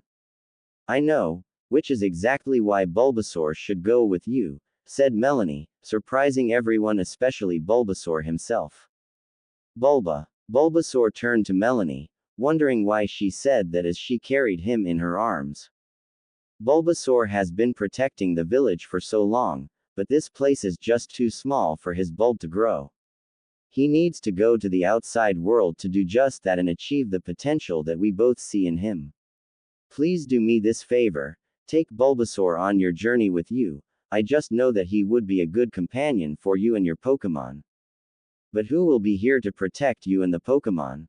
Asked Brock in concern. It's true that Bulbasaur had been protecting the village, but the problem was that he did his job too well. After recovering, Pokémon are supposed to return to the wild and later be caught by worthwhile trainers, but this place had become too safe that they don't want to leave. Taking care of sick Pokémon will always be my mission. I know full well that my job isn't finished until they've returned to where they came from, so it is the day when a Pokémon leaves that it is the most rewarding, cause it shows that my efforts were not in vain. I understand what you mean, Melanie, but the final decision falls down to the Pokémon in question. Naruto bent down to face Bulbasaur eye to eye. So what's it going to be, Bulbasaur? Would you like to come with me and give being a trainer's Pokémon another shot? I assure you that, should you wish to return here, I won't hesitate to do so. It's your call. Bulbasaur looked down in thought, thinking things over carefully. Despite being a trainer, this one was different given that he actually tackled a Pokémon to save him instead of having his Pokémon do so. Then the opinions of his Pokémon were another thing. Bulbasaur. He made his decision and nodded to join him. Alright then, let me just. Naruto reached for a Pokéball. Bulbasaur called out to him, Bulbasaur. He stretched a vine to point at Pikachu, who blinked in confusion. It seems to me that Bulbasaur wants you to battle it with your Pikachu, said Melanie. I see. How about it, buddy? Asked Naruto. Pikachu tipped his hat with a grin. Pikachu. Everyone moved over to the clearing near the lake with Naruto and Pikachu facing Bulbasaur, with the others stood at the edge of the clearing to watch. Bulbasaur was the one to make the first move as he started using Razor Leaf to attack Pikachu. Use Thundershock on those leaves, Pikachu. Pikachu blasted the incoming projectiles till they're burned up. Bulbasaur then switched to using Vine Whip to attack, evade those vines with agility. Pikachu began moving around about at high speed as if teleporting, dodging the vines. Time for some offense, use Quick Attack. Pikachu rapidly closed in on Bulbasaur and slammed into him before he could react. Using agility to avoid attacks, then applying the increased speed to Quick Attack for a rapid offense. Naruto continues to surprise me, said Brock, being quite impressed. It's never boring watching Naruto, said Leaf fondly, recording the battle with her camera. Bulbasaur recovered from the sudden attack, then aimed its bulb to expel blue spores towards Pikachu. That's sleep powder, watch out. Leaf called out in alert. Naruto's mind raced for a solution before coming up with one when he glanced downwards. Pikachu, Iron Tail towards the ground. Pikachu complied as he leapt into the air with his tail taking on a metallic sheen before descending to slam it into the ground, throwing up a thick cloud of dust which mixed with spores, render it ineffective. Glad that worked. However, something shot out from the dust cloud and wrapped around Pikachu, revealing to be green vines from Bulbasaur, who proceeded to slam Pikachu into the ground repeatedly. Do something, Naruto, or Pikachu won't last much longer, said Brock urgently. Okay Pikachu, time to reveal a new move. Use Thunderbolt. Pikachu grabbed the vines with his cheeks sparking as he unleashed a stronger blast of electricity which traveled along the vines and zapped Bulbasaur badly for him to collapse to the ground. Now's my chance. Go Pokeball. Naruto flung a Pokeball for it to hit Bulbasaur and suck him inside of it. Everyone watched in tension as the Pokeball rocked back and forth until it chimed to signal a successful capture. Naruto picked up the Pokeball with a smile. We've gotten ourselves a new comrade. Hi Pikachu. Pikachu cheered happily with a victory sign along with the other Pokemon cheering at having a new member of the team. Looks like I made the right choice after all, thought Melanie, watching the trainer and his Pokemon react to having Bulbasaur with them now. Please take care of Bulbasaur for me. Naruto in response, I will, and that's a promise. Apparently, Naruto wasn't the only one getting a Pokemon, as Oddish wanted to go with Leaf after coming to like her and minded Melanie's words as well. In the end, Leaf got the oddish that she always wanted. Soon it was time for them to resume their journey, with Melanie seeing them off, but not before Leaf suggesting that she gets into contact with the Pokémon Rangers who could help her sanction the hidden village and provide better protection, much to Brock's relief before setting out. Asterisk asterisk asterisk red asterisk asterisk asterisk. Looks like we're finally getting somewhere, said Leaf, looking at the map on her Pokéjar carefully. Really? Asked Naruto. Yeah. If we continue to follow this trail, it will take us to Route 24, which will lead us straight to Vermilion City. Even better, there's a Pokémon Center along the way too. Brock smiled at the good news. Looks like things are turning out right for us. We could heal our Pokémon and resupply there. Let's go. After several minutes of hiking, Naruto and Ko caught sight of a black silhouette from a distance and curiously made their way over to it. A closer look reveals it to be Rock Spire with a small Pokémon sitting on top of it. It was the sight of the Pokémon which surprised them, with Naruto scanning with his Pokédex like always. Charmander. From the time it is born, a flame burns at the tip of its tail. Its life would end if the flame were to go out. A Charmander. Here I thought encountering a Bulbasaur was something unusual, said Naruto, looking at one of the Kanto starters before him. Seeing it makes me wonder how Red is doing on his journey, said Leaf thoughtfully. Oh, Red's from Pallet Town. He came to challenge the gym and won a badge. He proved to be good in battle, although he didn't talk much, said Brock with a hum. Guys, this Charmander doesn't look too good, Naruto pointed out with a small frown upon seeing said Pokémon breathing rather raggedly and the flame on its tail being unusually small. You're right. It makes me wonder why it's out here, said Brock. At those words, Pikachu hopped off Naruto's shoulder and climbed up the rock to speak to Charmander. After some exchange of words between the two Pokémon, Pikachu jumped back down and returned to Naruto and the others to relay the information to them. In spite of not understanding Pokémon talk, Naruto was able to figure out what his buddy was trying to say. According to Pikachu, Charmander was told to wait there by his trainer until he comes back for him, said Naruto. It makes me wonder just how long he had been waiting to be this worn out, said Leaf, looking at Charmander with concern. Same here, but we could give it some food and berries for the meantime till his trainer returns, said Naruto, taking off his bag and reaching inside for the contents. Brock nodded in approval. That's a good idea. Naruto climbed up the rock and placed a small pile of Pokémon food and Oran berries next to Charmander. Here you go, hopefully this would sat you until your trainer returns. Charmander, the fire Pokémon weakly thanked him. You're welcome. He jumped back down to rejoin the others. Okay guys, let's go. The group resumed their trek along the trail with the Charmander watching them leave until they disappeared from its sight. The group noticed that the clouds above them were starting to darken, which signaled that rain will soon start, causing them to hasten their steps until catching sight of the Pokémon Center ahead, much to their relief, and quick ran over right as the rain finally started. After settling down on a free table, Leaf went over to the cafeteria to get some soup for her and the others so as to warm themselves up from the cold weather. She returned with a tray holding the bowls of soup when she noticed that Naruto was staring at the window with a lost look in his eyes. What's the matter, Naruto? Asked Leaf. I'm just wondering if the trainer had picked that Charmander in time before the rain started. This is the only trail leading to here, which meant that the trainer had to have come here after us, but I haven't seen anyone come in yet, said Naruto with concern. Pikachu felt the same way. I'm sure that Charmander was picked up by the trainer by now and maybe found shelter elsewhere, Leaf responded positively, placing the bowls of soup on the table and sitting next to Naruto to place a hand on his shoulder. I'm sure things will be fine. Naruto smiled softly. Thanks, Leaf, the girl beamed happily in response. They were suddenly snapped out of their reverie by the sounds of laughter and turned towards a group of boys who were around a blue-haired boy wearing a pair of sunglasses on his forehead with a pile of Pokeballs on a table in front of him next to a bonfire. Man, Damien, You sure got a lot of Pokémon here, said one of the boys. The blue-haired boy puffed his chest out in arrogance. Of course, I've got the best collection.